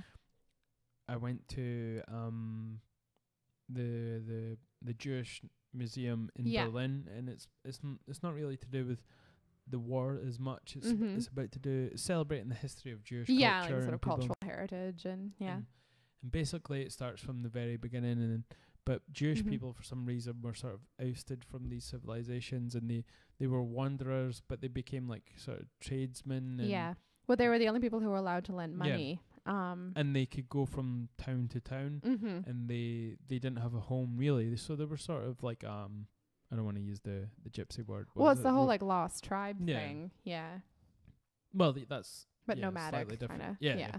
And so like the stereotype of Jewish people is that they're good with money and they're bankers. They're the people that in civilization came up to the top. Yeah, the money holders. And dealt with the money. Yeah, so and certainly a lot of the sort of starting off wealthy families in America had Jewish roots, like banking families. And there are sort of, if you follow the money and the banks that were involved in World War One and World War Two was the American Bank, the National Bank, which is run mostly by Jewish people. Yeah. And it's a Jewish bank. Well, the conspiracy theory goes. Yeah. So the money that was funded the Third Reich was actually Jewish, coming from America.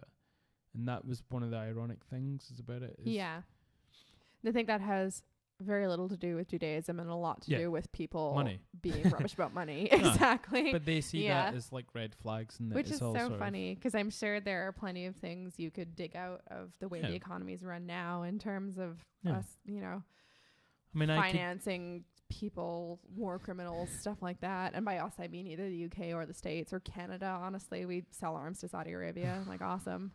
Not like strictly arms, but like armorable vehicles. Legs as well, probably. Probably legs. Yeah. Yeah. Wheels. At least knees down.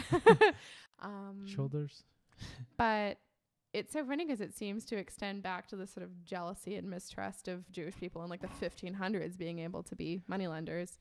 But they were never they didn't have a home as such. They were wanderers, and they would sell wares, and they would control money. So they were people that were vagabonds amongst a civilization that were sort of primitive. There does always seem to be this tension between settled groups and nomadic groups. Yes. That seems to be a constant. And even it's continuing now. Even today. Yeah, with the Irish travelers and with the Romani.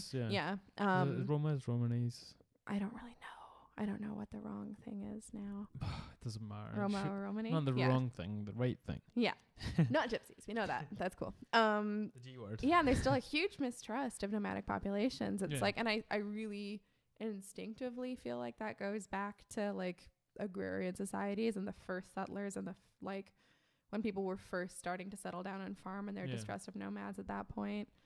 I guess it comes from if you're us and theming back in the day, you know, Yeah. you're against another town Yeah. or place, Yeah. then someone who goes freely from these people Yeah. and has no allegiance Yeah. is not really someone to be trusted, I guess. Exactly. And you work and you grow your shit, and then they come and they take Yeah. your shit and they leave. I Yeah. can understand that mistrust. And it's like Mm-hmm. maybe jealousy as well, like someone who could freely move between wherever they want. They don't have, Yeah. they're not paying taxes of any sort, I Yeah. guess, you know. Yeah. Once things start to, and I can certainly, my instinctive reaction to that when I'm like, you know, agrarian society versus nomadic, my heart is like, let's be a nomad. So I'm sure there's a little bit of that in there as well. Yeah. And even talking, like, it's just a sort of systemic difference. Like, it's like, maybe you could equate it to different religions and how they mistrust each other. I'm not sure. Like, we seem to, for some, I don't know why this is like the least helpful at this point, human instinct, but we need to other people. And we need to put people in that place where they're different from us. And that's a pretty diametric opposition. Like, we stay still, they move. Yeah. No, it's strange. It is strange.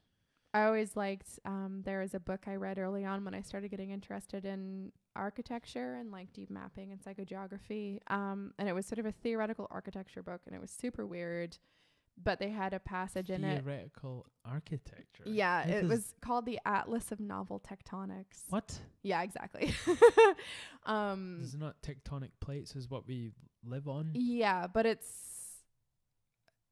kind of had a not a prosaic approach to that. It's hard to describe. I haven't read it in a long time. Architecture. Yeah. How do you have a theory about architecture? I mean, a lot of architecture relates to theories of like what a home should be, like anthropological kind of meanings of the home and stuff like that. I'm really into that.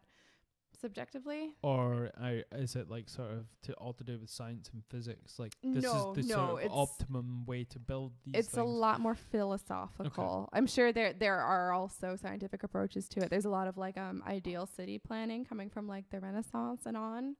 Do you remember like SimCity? I never played it. Okay. There's a game.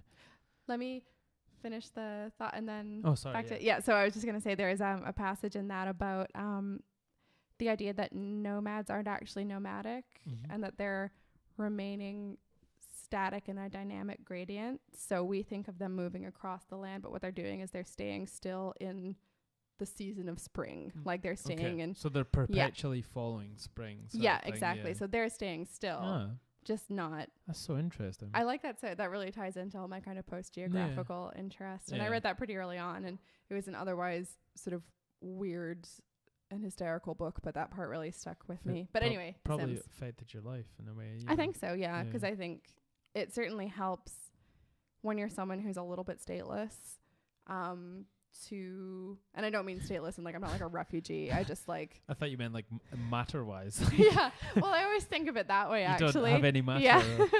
But I'm not stateless in terms She's not of like liquid, she's I not have gas. like a passport and I live somewhere and all that. I'm an ice cube. But I've always thought like I don't have like a defined home. I mean, a lot of us don't in our generation. That's not unusual. No. But it was something I thought a lot about when I was a little bit younger. Yeah.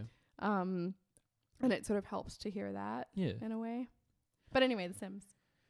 Yeah, there's a video that was released recently, and I think it was a Sims, or it's like a town planner game. Yeah. I can't remember. And basically, it's not a game that you can win or beat. But this architect, he took his skills and put it into this game. Yeah. And essentially created like the perfect city, and it was a circle. I think I remember you. Yeah. And it was to do with like all the sort of the way the city was sort of structured, the way the garbage disposal and all this, and the pipes and everything, the way he planned it. Yeah. And it was like he literally beat the game because he perfectly constructed this with his architectural knowledge. That's brilliant. And it's not a game that you can kind of consider to be able to beat, because it's not like one you try and get past. It's sort of more meditative. Yeah. That's really intriguing. Yeah, there's a fair bit of ideas of city planning starting off in the Renaissance, I think. Okay. And because they were so obsessed with ideal forms in the Renaissance, so they got into, and there's a city called Sforzinda that a Renaissance kind of artist and architect came up with, and it was sort of circular. I think it had kind of lobes, Okay. but it had like a center. And then later on in the Enlightenment period, they became obsessed with urban planning as a way of alleviating like social ills. Yeah. So like, oh, the poor people are really bummed out. Let's give them parks. And that's part of why we have so many parks in Edinburgh. They were a really, at the time when Edinburgh was expanding, was in the midst of kind of, it was the seat of the Enlightenment in some ways. And so that's why we've got so many awesome parks in the new town in Edinburgh, because they were like, hey, maybe we could make these poor people less miserable if they can see green stuff. And we just see it and think of it as like a given, like, oh yeah, of course you're going to have like parks we need in parks, a town.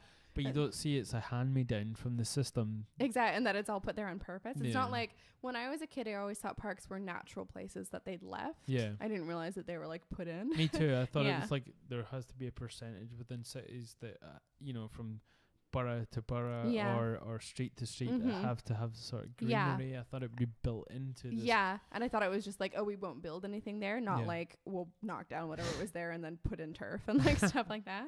Yeah, it's funny. That is strange. Architecture is so strange. It goes so deep, and it's something that humans have created. Like it's something that's come out of our minds. Like we've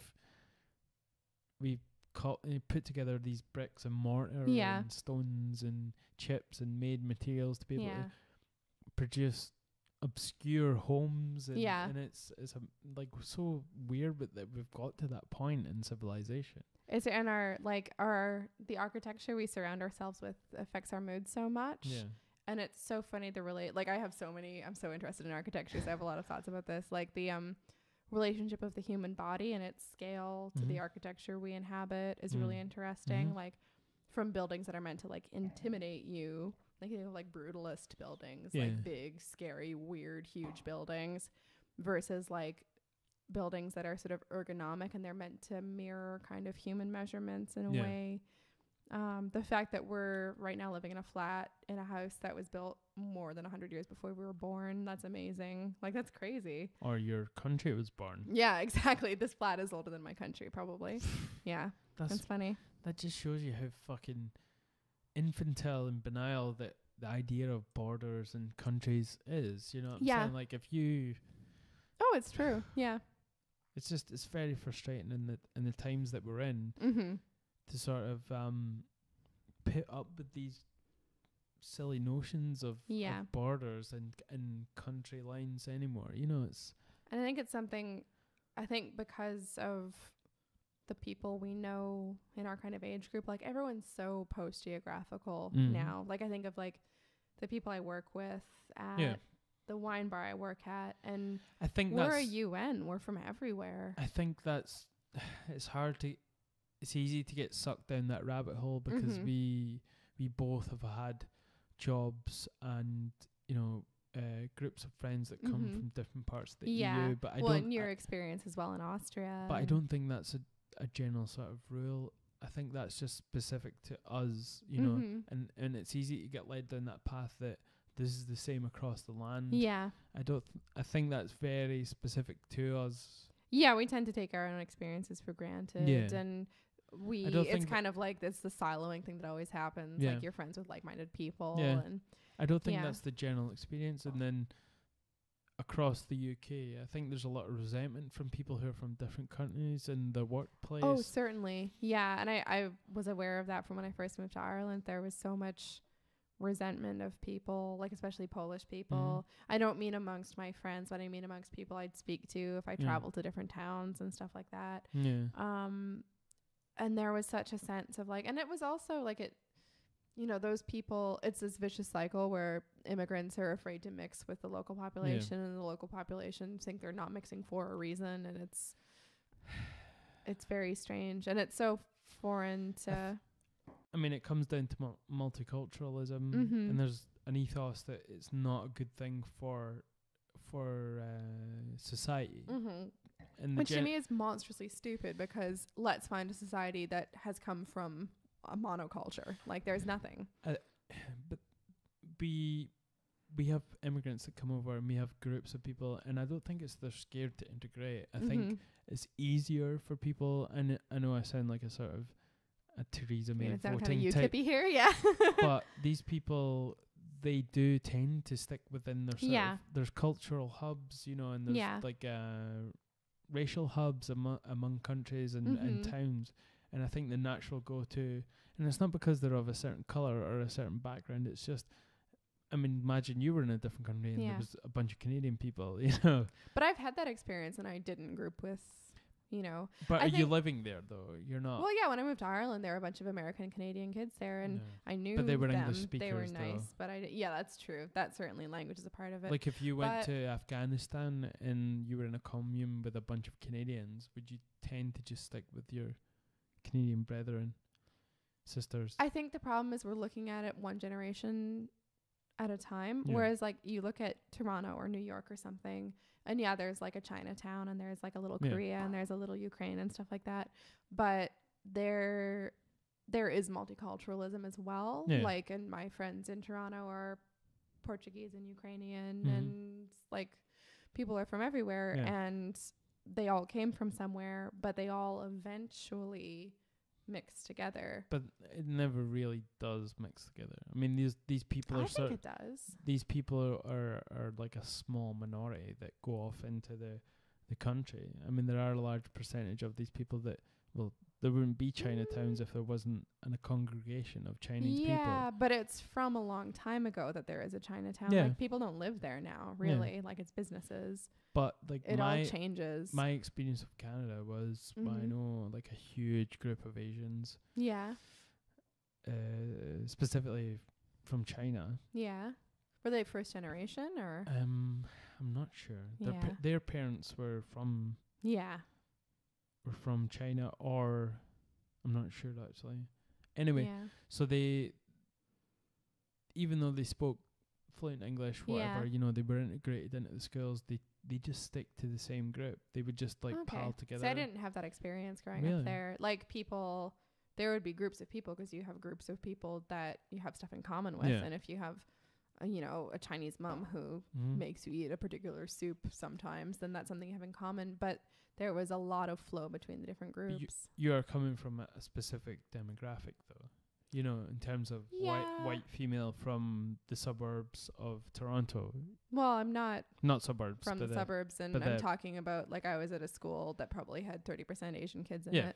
And I was friends with them, and they were friends with each other, and they were friends with other white kids, and they were friends with whoever. Like, it wasn't a very mixed race school. None of your friends now are Asians. Well, I also have 2 friends in Toronto. Like, I know, but they are just happen to be white. Yeah, but that's a really bad to statistics. That's not a good sample size.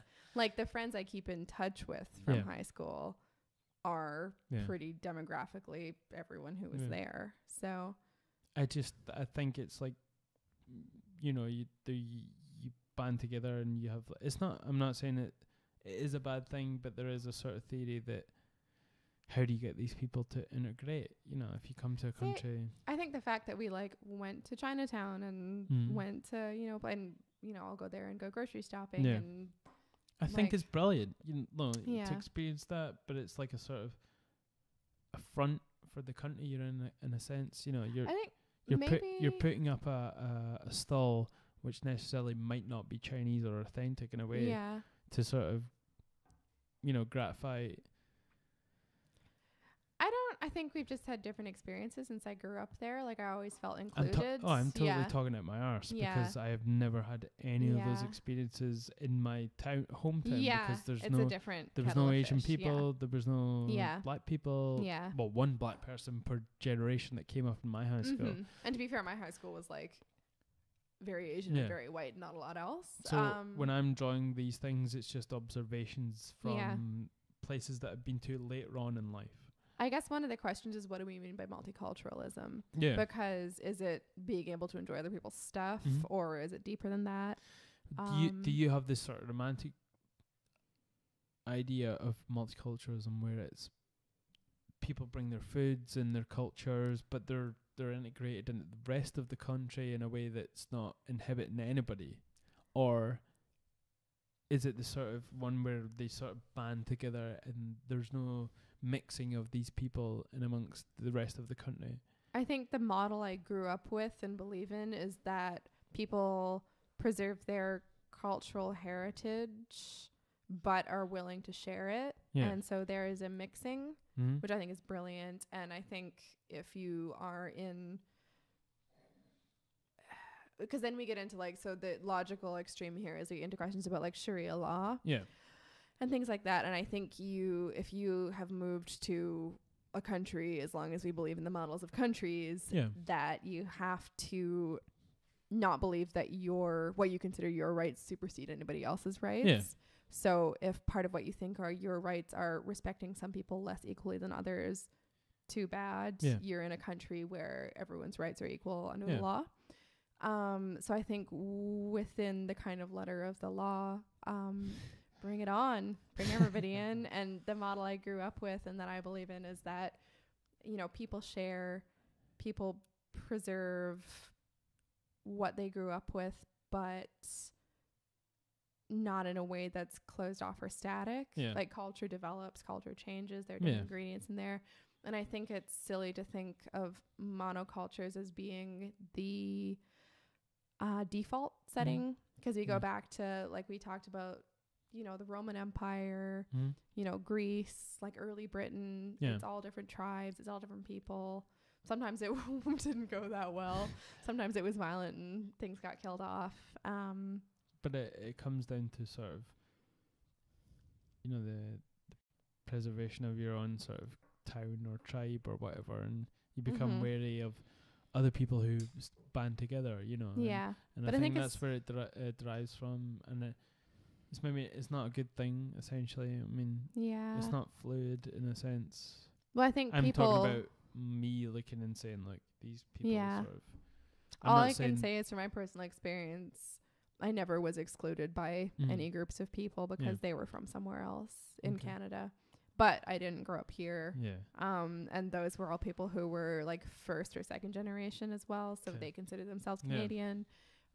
It's different. And I think it's different as well if you come here. And again, this is the vicious cycle. You come here from somewhere else and you feel like you're treated as a second-class citizen, which the government really makes a point of doing, to be honest. And then you feel like you're on your back foot. And I can understand. The British government. Yes. Yeah. I think they make it, and even to me, and I am like the most privileged goddamn person to ever immigrate. Like I'm like Canadian, so Commonwealth country, suspiciously white, boring name, the whole Magilla, and they still make me feel like I'm some sort of barnacle at every turn. It's not specifically you. I think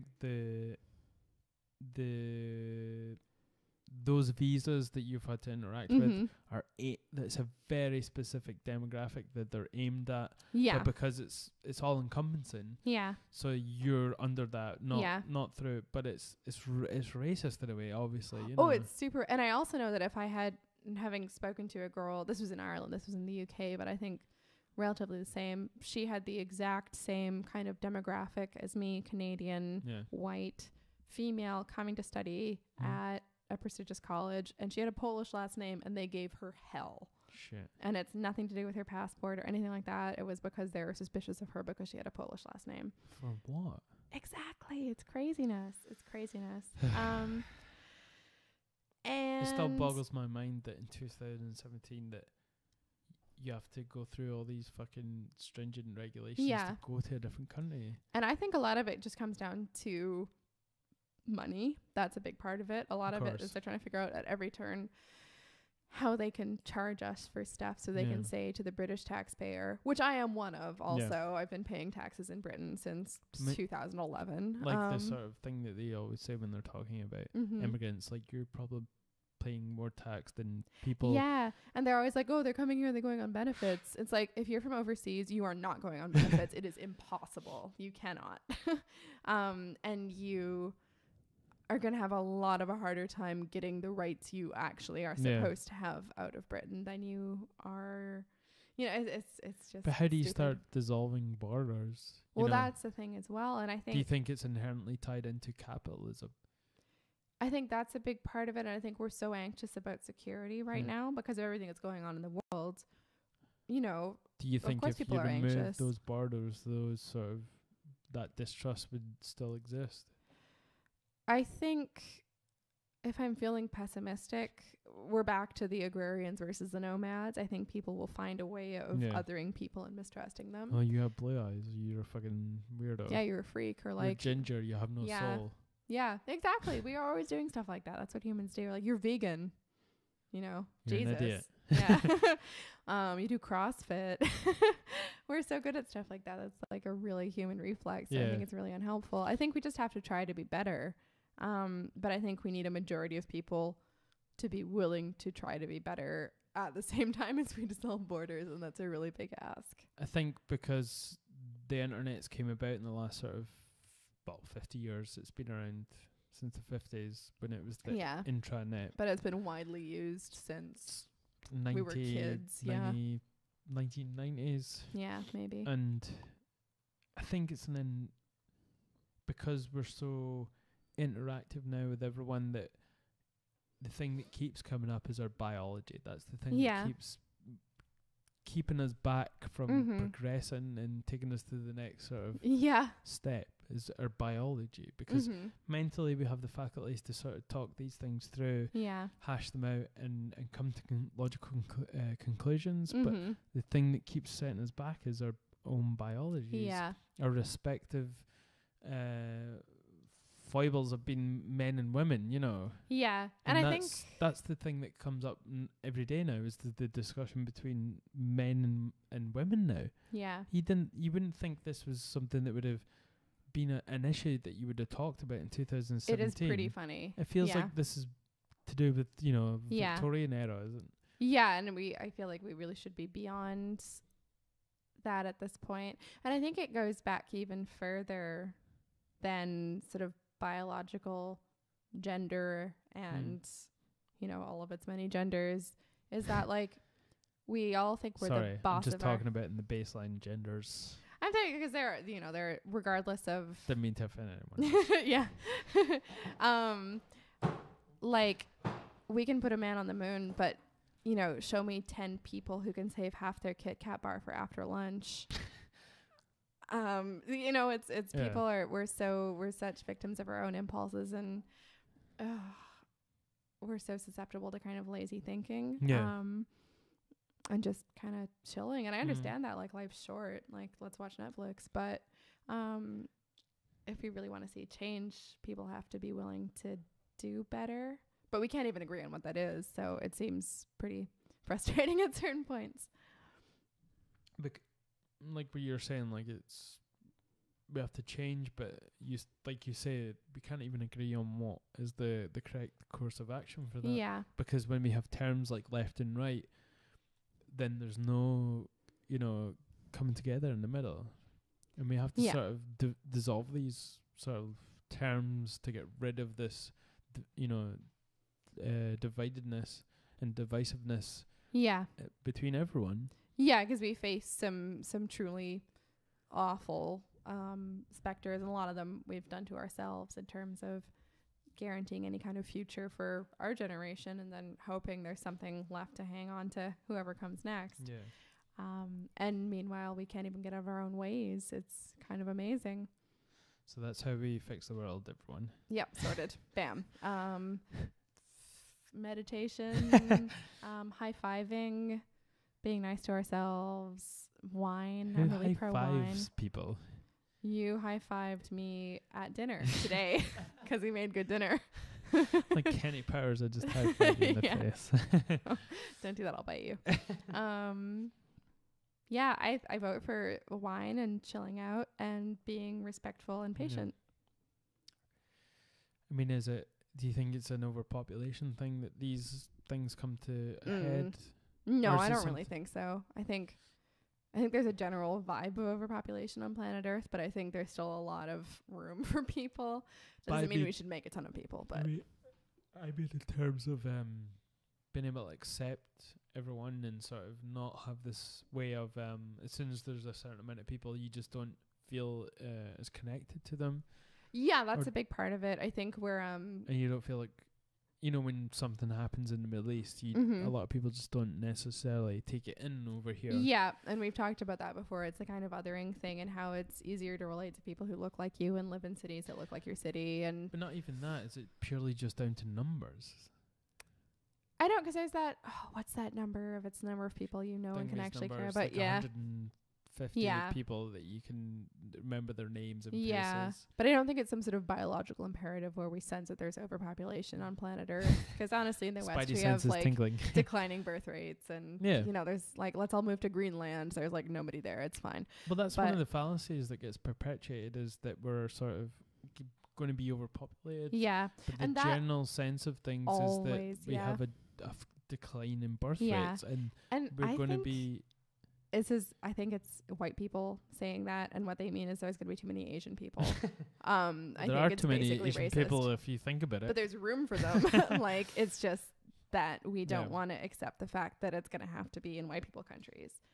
I don't know, because, you know, the things that get talked about in terms of Asian countries, and it seems down to, like, you know, babies getting run over by cars and people just ignoring the child on the floor. Oh, There's haven't videos heard that, of this. and I don't want to hear that. Oh God. You know, the apple factories where they have to put nets around the roofs because their workers are committing suicide. Yeah. Like, it's a thing that they have to do. And that seems systemic of overpopulation. Like, your responsibility is diluted so much that you just don't care about your neighbor in the same way. Yeah, and I think that's a mixture of sort of anomie, which is a theory that when you're in a very large group of people, especially in an urban setting, the kind of lack of connection you have with the people around you enables you to not feel empathy for them in like very broad strokes.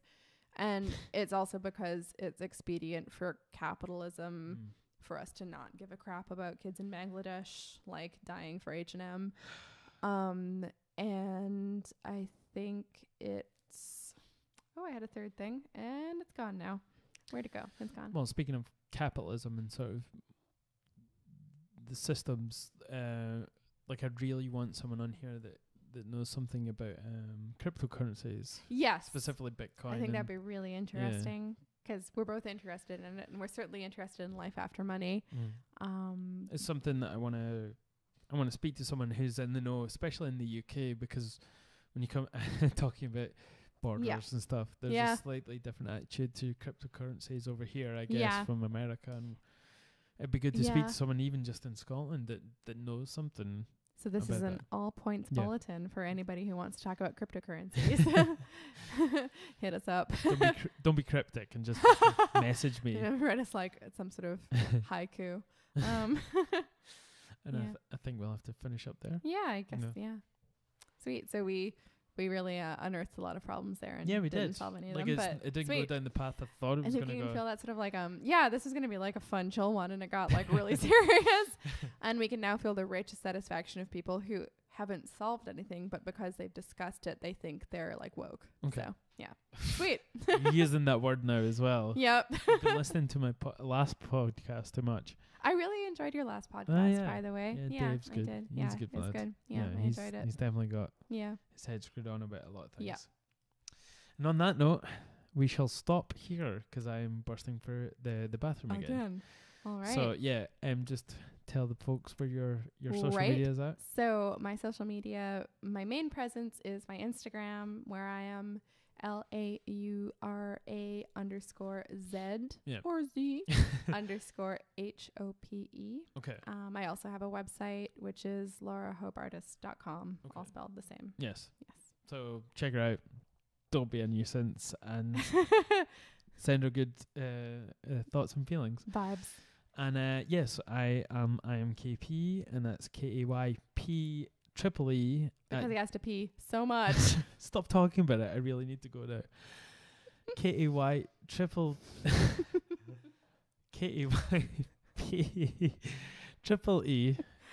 @gmail.com. And anyone that wants to message me and sort of, anything to do with the podcast, just send all your inquiries or comments there, and I'll try my best to speak to you. And you can search for that on all my social media with the 3 E's. And it's been awesome. It has been. Okay. I always love it. I'm always happy to be here. Yeah. And I'm going to go to the bathroom. Ciao. Enjoy. Ciao. Arrivederci.